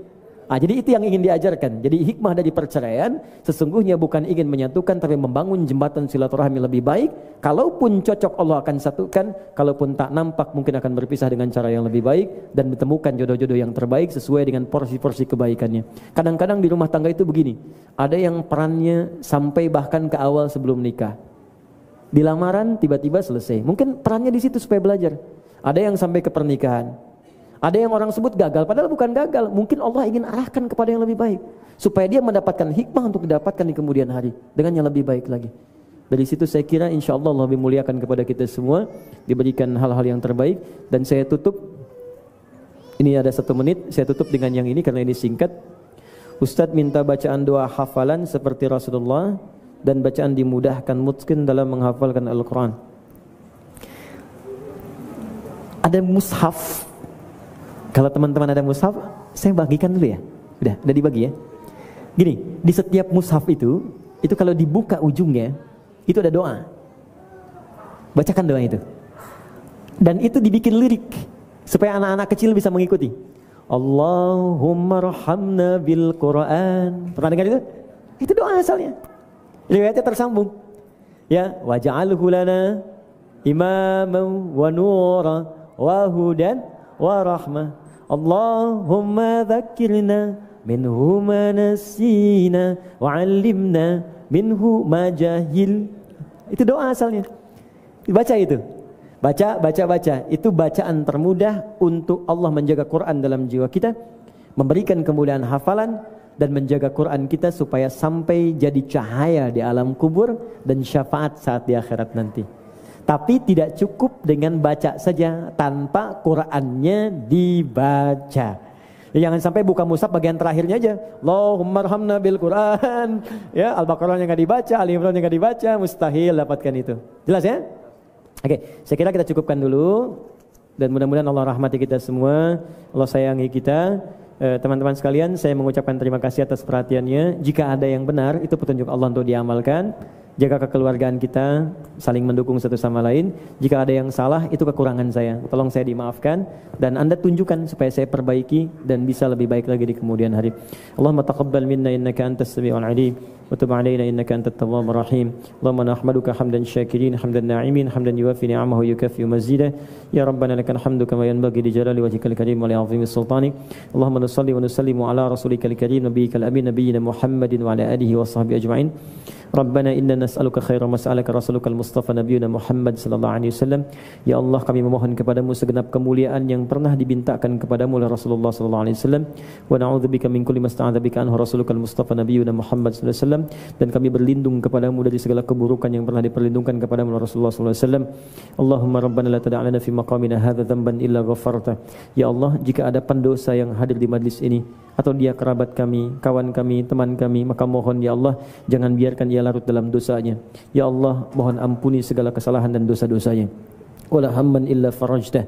Jika ada di antara kami yang tengah dirundung kegelisahan, jangan biarkan dia meninggalkan tempat ini sebelum kau tenangkan keadaan jiwanya. Allahumma wala asiran illa yassartah. Ya Allah, jika ada di antara kami yang tengah Engkau uji dengan kesulitan di rumah tangganya, pekerjaannya atau kehidupan sosialnya, maka mohon ya Allah dengan segenap amal solehnya, angkat dan mudahkan segala kesulitannya. Wala maridan illa syafaitah. Jika ada di antara kami yang tengah Engkau uji dengan penyakit seberat apapun, maka mohon angkat dan sembuhkan segala penyakitnya. Allahumma ya Allah, ihdi ya Allah, ihdi jiwarana wa zumala'ana ghairul muslimin yahtadu ilal Islam. Ya Allah, jika ada kawan kami, sahabat kami, teman kami, tetangga kami atau bagian dari keluarga kami yang sampai detik ini belum mendapatkan hidayah untuk berislam, mohon sentuh jiwa mereka ya Allah, kuatkan hati mereka untuk bersyahadat sebelum ia wafat. Kami mencintai mereka ya Allah, jangan sampai Engkau satukan kami di dunia dan Engkau pisahkan kami di akhirat. Allahumma ya arhamar rahimin, ij'al baqiyata ya Allah hayatina hayatan thayyibah. Ya Allah, kami mengakui banyak berbuat salah di masa lalu, berbuat dosa di masa lalu, dan jika memang ada secercah harapan kami hidup, maka mohon jadikan sisa hidup kami ya Allah untuk lebih baik daripada hari-hari sebelumnya. Tubna ilaika taubatan nasuha. Kami bertobat darimu ya Allah, bertobat kepadamu dari segala keburukan yang pernah kami kerjakan. Kami mohon ya Allah, ij'al akhir hayatina husnul khatimah. Jadikan akhir wafat kami ya Allah, akhir kehidupan kami sebagai husnul khatimah. Tawaffana muslimin, alhaqna bis salihin, wa zayyin lisanana biqaulik ya Allah, biqauli ya ayyatuhan nafsul mutmainnah irji'i ila rabbika radiyatan mardiyah fadkhuli fi ibadi wadkhuli jannati. Ya Allah, mohon hiasi lisan kami ketika kami akan wafat dengan kalimat tauhid yang lancar kami ucapkan la ilaha illallah Muhammadur Rasulullah, dan mohon jawab kalimat kami dengan panggilanmu yang indah, ya ayyatuhan nafsul mutmainnah, hai jiwa-jiwa yang sudah ridha, yang sudah tenang, irji'i ila rabbika radiyatan mardiyah, hai cepat pulang kepada Rabbmu, aku ridha dengan amalmu, engkau pun akan ridha dengan pemberianku. Jadilah hambaku yang soleh, nikmati surga yang telah aku siapkan untukmu. Allahumma ishtaqna bi Rasulillah sallallahu alaihi wasallam, lam narahu fil haya wa la narahu fil manam. Allahumma la tudayyi' ya Allah liqa'ana yaumal qiyamati ma'a Rasulillah fi jannatikal firdaus. Ya Allah, kami merindukan berjumpa dengan Rasulullah sallallahu alaihi wasallam. Kami tidak pernah hidup bersama beliau, menatapnya di alam mimpi, walau sekedar melihat dalam tidur kami ya Allah. Kami mohon jangan hilangkan kesempatan bagi kami untuk berjumpa dengan Rasulullah sallallahu alaihi wasallam di surgamu ya Allah. Anugerahkan rahmat-Mu kepada kami. Kami menyadari dosa kami begitu banyak ya Allah, tapi kami meyakini rahmat-Mu begitu luas yang bisa menutup segala kesalahan kami. Kami mohon ampun kepada-Mu atas semua salah dan dosa ya Allah, dan kami mohon rahmat atas segala keindahan dan maghfirah-Mu ya Rabbal Alamin. Allahumma ya arhamar rahimin innaka antar rahim, ya ghafurur rahim innaka anta khairul ghafirin. Allahumma ya Allah, Engkau pemberi rahmat, Engkau pemberi ampunan. Kami telah datang berdoa memohon seperti apa yang telah Engkau perintahkan, maka mohon kabulkan doa kami seperti apa yang telah Engkau janjikan. Jika dengan semua ini belum mampu mengabulkan apa yang kami mohonkan, mohon tunjukkan kepada kami seperti apa lagi kami mesti melakukannya ya Rabbal Alamin. Allahumma barik ailatana, dzurriyyatina, walidina. Allahumma berikan keberkahan pada keluarga kami, orang tua kami. Ampuni kami yang belum bisa berbakti dengan sempurna kepada kedua orang tua kami, dan ampuni kami yang belum bisa merawat anak-anak kami dengan baik seperti apa yang telah Engkau perintahkan. Namun mohon ya Allah, satukan kami di akhirat seperti apa yang telah Engkau janjikan. Kami telah berusaha dan Engkau yang menilai ikhtiar kami. Kami bertawakal dan Engkau menerima segala doa dan permohonan kami. Bifadlika subhana rabbika rabbil izzati amma yasifun, wa salamun alal mursalin, wa akhiru da'wana subhanakallahumma wa bihamdika asyhadu an la ilaha illa anta astaghfiruka wa atubu ilaik, wa akhiru da'wana alhamdulillahi rabbil alamin.